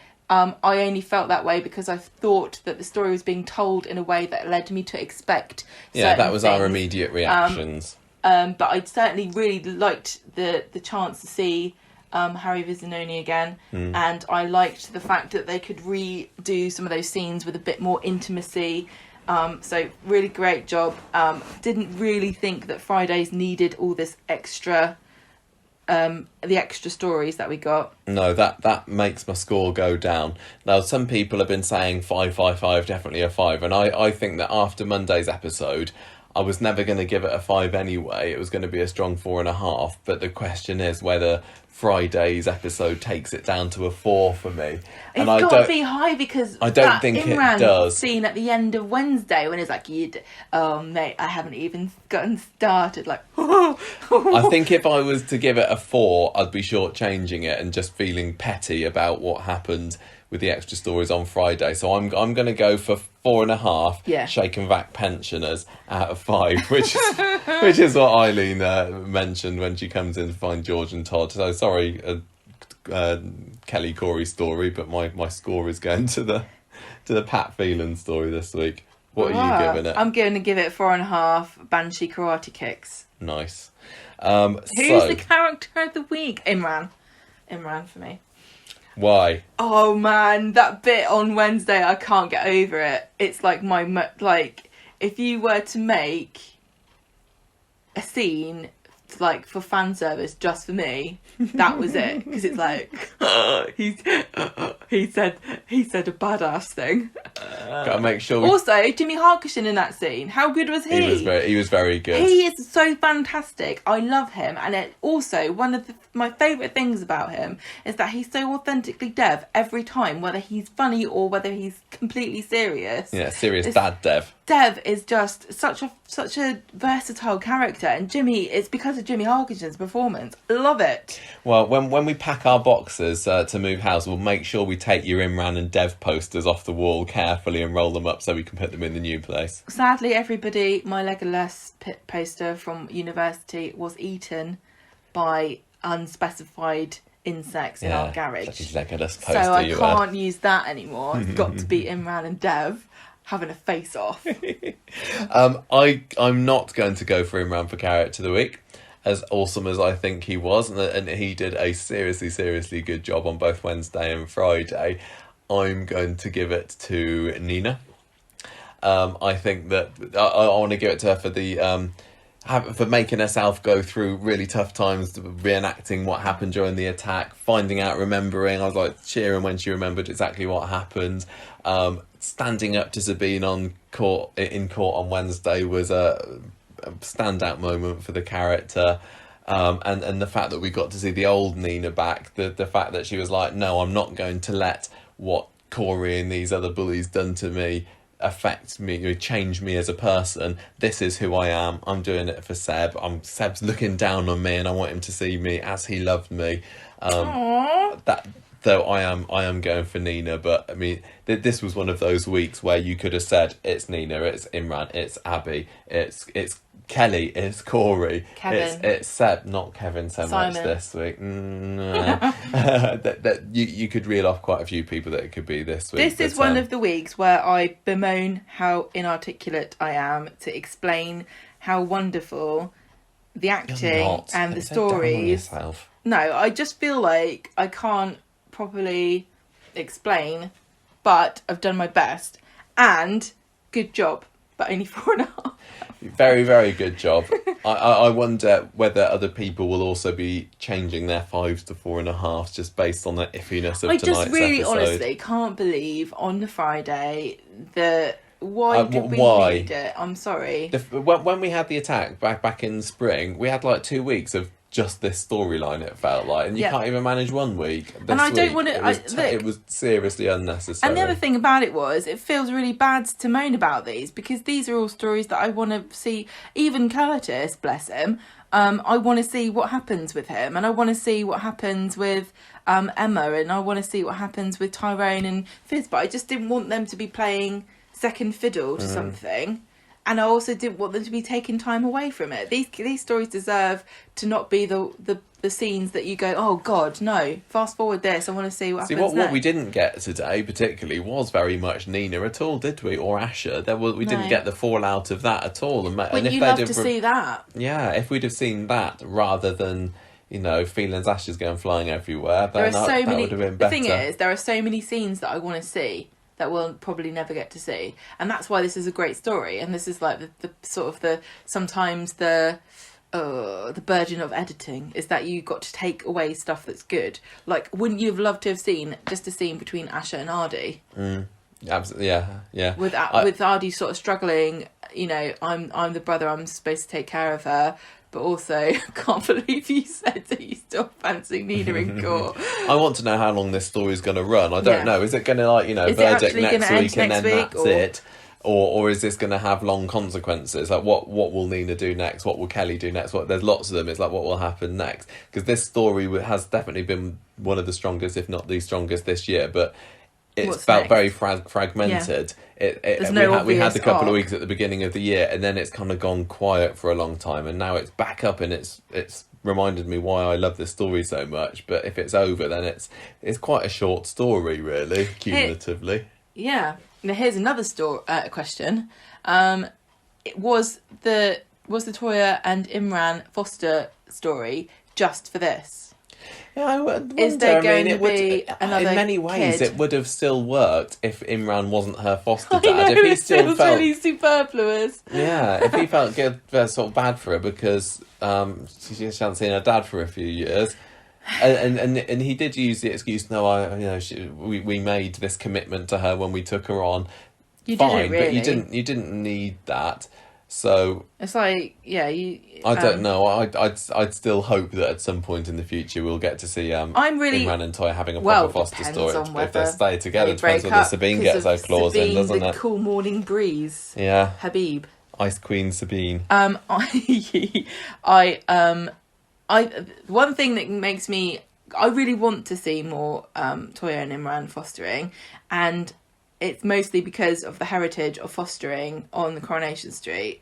And I really like the fact they have had so many fostering storylines in the past. And I think it's a really unusual and worthy thing to explore. And I do think that Corrie could do it really well in an interesting way in a modern era. Because I think the last time we really had it was Faye. Yeah, it was Faye, yeah. And I don't know how much we really explored what it is to be a foster parent and how do you feel as a foster child. It was more like just chuck her in, and now Anna's got a grown up, a grown child. You know what I mean? I wanted to just see them have a little baby. Maybe they get Mason back. Maybe, I don't know. I don't know. I'd like to see. That can be their reward at the end of the story. They get Mason back because his mum's died or something. How sweet would that be? Congratulations, Toya and Imran. The mother's dead. Here's your prize. Right, I think we're done.